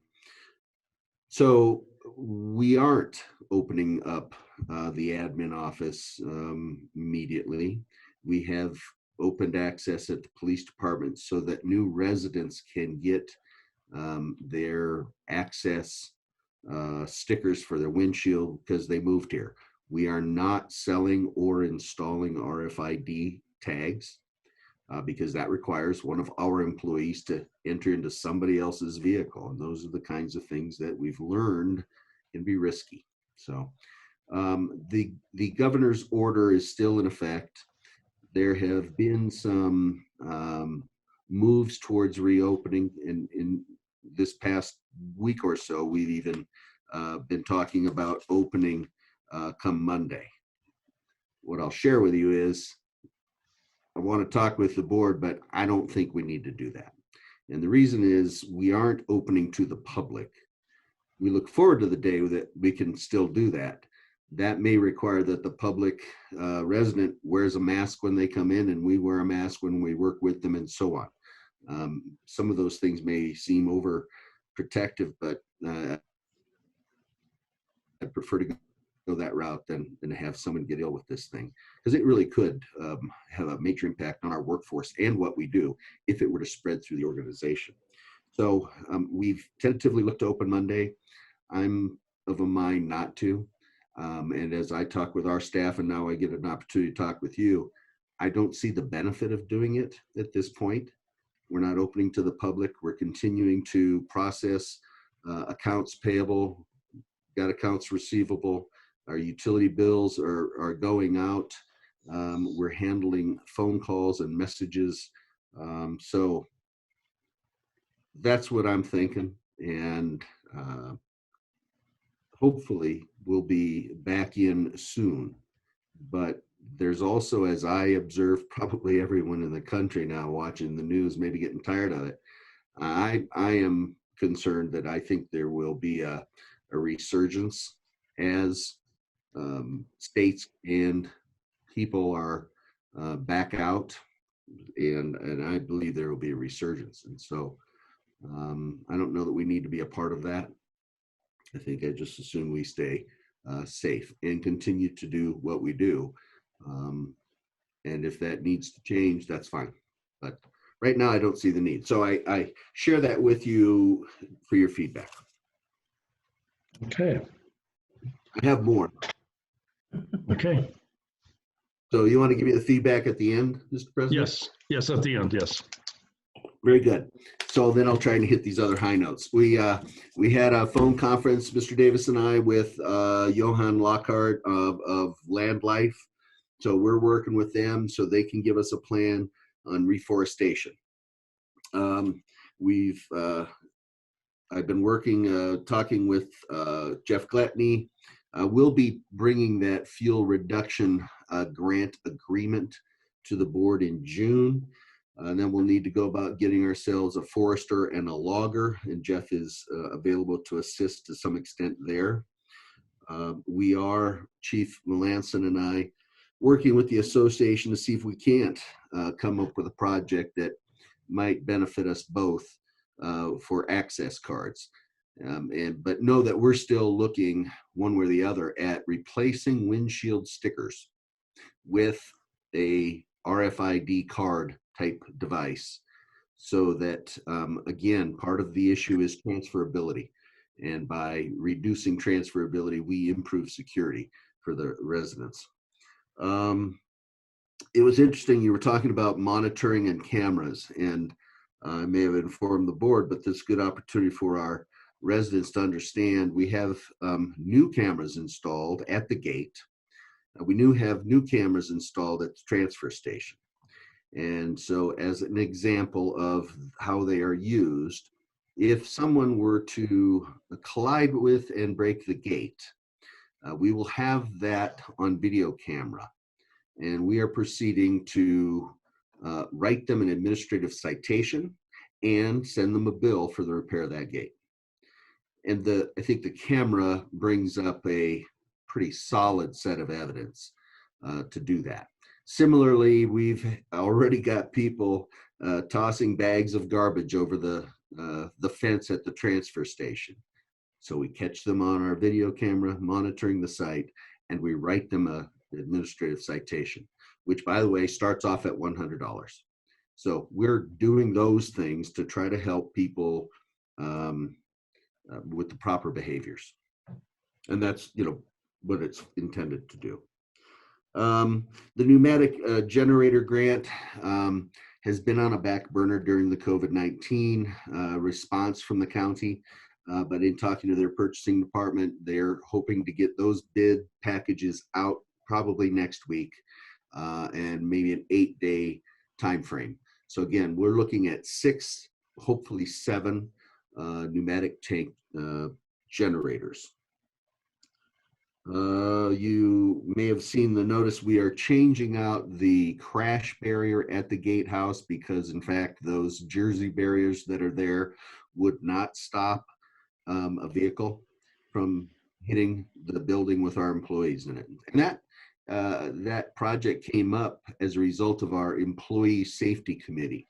And so I'm thankful to all of those folks for them thinking about their colleagues and the safety that they should be enjoying. In this case, it's about $7,500, I think, and we will have literally a crash-proof at, I can't remember if it was 68 miles an hour or something very high, that actually will protect our employees who are in that gatehouse. And in the big scheme of things, it's an opportunity to make their life safer, and that's good for us. I want to plant a seed with the board about our August meeting, and I will just say, if there's an opportunity to do something about it, I will be challenged to be there, I'll say, and I need to be in Minnesota. So if there's an opportunity to reschedule it, or to allow me to miss it, or to not have it, those seem to be the options. I plant that seed with the board to just ask if you might consider that, but I'm challenged to be there. And then the last but not least in any way, shape, or form is that, as you know, the Special District Leadership Foundation has their certificates.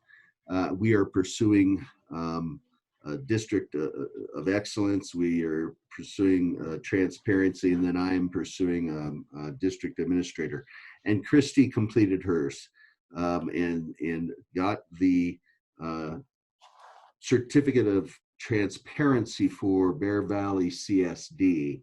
And I just want to give her big kudos, because she did this. A lot of the things we may have had, but you still have to package it up. And the intent here is to be transparent. I know the board has that as a goal, and to show the residents that we are. So we now have a web page full of information for them, and we have achieved a level that I think is really significant for us in that way. So kudos to Christy. Congratulations to all of you all for achieving that as well. And that's my report. Thank you. Thank you very much. Any questions, starting with Jane Barron? No, thank you. Okay, Vice President Quinn. No, good report, Bill. Thank you. Jake Harlan. None. Good report. Greg Hahn. You asked for some input on whether we should try to reopen or stay shut down. I'm in the stay shut down camp. I agree that I think, and I don't want there to be, but I think there's going to be a resurgence. Good job, Christy. Thanks very much for that work on the transparency certificate. And I'm okay with the August, whatever we come up with, if we have to cancel, move, or maybe do it in your absence. Not that great because you contribute so much to the meeting. So we can cancel or move that. Thank you. Thank you. And I don't have any comments. I just want to echo what Greg just said, and everybody else. Thanks for all the good work. And also, I want to thank everyone once again for their patience and participation. I want to thank the board for us all being able to do this. This is the first time we've done this. I think it has gone off quite well. And the reason why it has gone off quite well is because of Hamid Jones and Christy. They worked, and all of the staff, I don't know everybody that all worked on it, but I know those two worked on it a lot, and they were able to put this all together, and just a special thanks to everyone that was able to do this because of this awful virus that's going around, and we were able to still function as a CSD, and so for that, I thank you very much.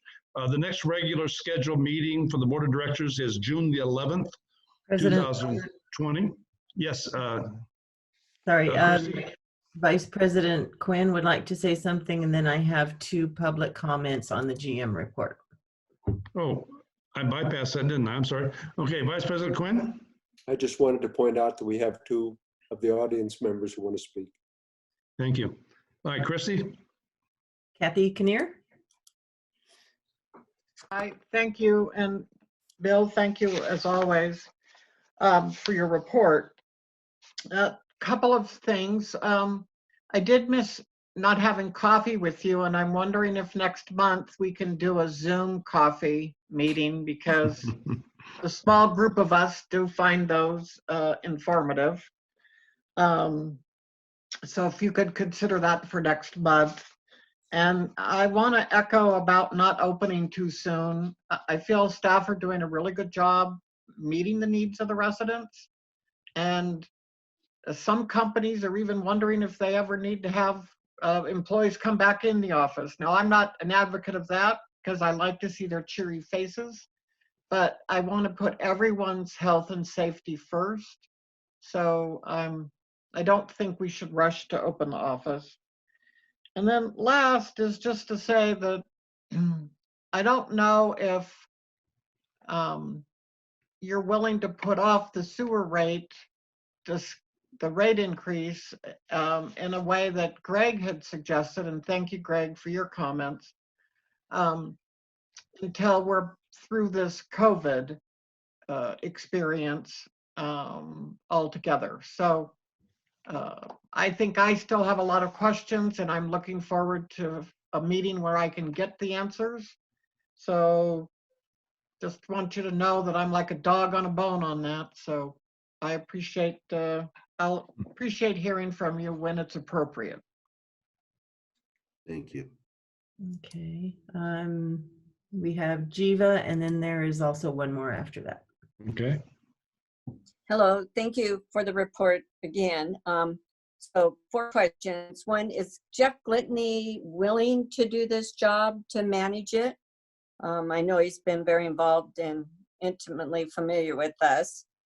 And then number 2 was on the transference of the RFID card that you're doing. Is that so people don't have to buy one for each car, and because they only drive one of their 2 or 3 cars and they just need their one RFID card like the clickers we had before? And then 3, you talked about the administrative citations. And so I was wondering, does that mean that as that progresses that you won't need the personnel there as often? And then 4th, regarding the sewer rate, thank you, Greg, for bringing that up. I do look forward to those answers from you, Bill. So thank you, if you can answer those questions. Mr. President? Yes. Be glad to if I can. Sure. For starters, Jeff Glatney is a firefighter for Kern County and has written the grants in the past that benefited the area, so the residents. He was a part of our team that put this together, but it, I think, won't be us working with Jeff as directly as a consultant as we had envisioned. Along the way, we had to amend our grant application because we actually had specified him. He now is going to be in a role overseeing these grants on behalf of the state. So I think Jeff still is a friend of Bear Valley and cares about us and will help us in ways, but we'll have to get a different forester, and then the logger is, but that the forester role was what he would have done. So we're going to have to get someone different than that for that kind of role. Otherwise, he has a conflict. The RFID issue with the gates isn't so that there's like one RFID. The intent is to not charge, to allow people to get access through the visitor gate, similar to the current windshield sticker. And so as an example, and it's not done yet, but as an example, you would get a card for your pickup truck and a card for your sedan. And when you come to the gate, it will be closed. And you will have to provide that card to the gate to get it to open for you, separate from the RFID lane. So that's that one. I think the question about cameras and citations, if that may eliminate monitoring, my first blush is I don't think so. I think we're still going to need people out there. They're going to have to look at the loads. They're going to have to help direct people with what they're bringing in. And certainly as it evolves, we'll probably need monitors even more, because our goal is to have as much diversion as possible. So the waste oil site is over there, and the other batteries is over there, etc. And then lastly, sewer answers. And Mr. President, the future agenda items, we've dealt with the special budget. The personnel policies hopefully will come back. And then the sewer rate study and public hearing, I'll, if you don't mind, kind of address it this way. I've tried to say, I think because of the interest that, you know, doing it remotely, and we've now had an opportunity to experience this, and so beforehand wasn't looking to have this as an agenda item on the board for a virtual meeting versus we actually are all together. That's where I've been. I haven't necessarily changed yet. I'll debrief in my head with how this went as to whether you all want to do it this way. So that's where we've been. The answers in both Jiva and Kathy have given us a lot of questions. Some are 218 issues, and some are, you know, more sewer, if you will. But nonetheless, I'm going to put information together. What the board has requested or directed is that we put together an option 2 addendum to the study. So that will come to you when this hits the agenda, and then that will be available to the public. That's what I think I've told them, and that's how it is. So some of the answers may not be forthcoming till then, and they should get them as the board gets the report and the addendum, and we move forward with that process. But heretofore, it wasn't to have it in a virtual meeting like this. It was have the opportunity for all of us to be in the same place at the same time. Okay, I have one more comment. John. John, you're muted.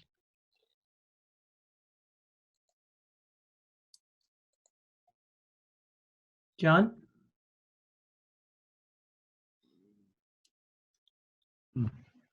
Oh, John.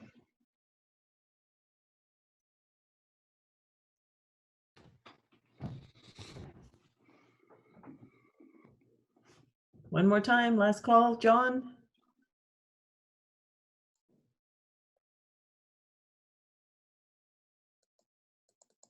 Okay. All right. Well, once again, thanks you for everyone for their participation and the people that put it together. Our next regular scheduled meeting for the Board of Directors is June the 11th, 2020, and we'll accept the motion for adjourn. So moved. All in favor, say aye. Aye. Aye. Thank you all, and signing off now. Thank you all. Good job, Steve. Thank you. Good night, everyone. Good night.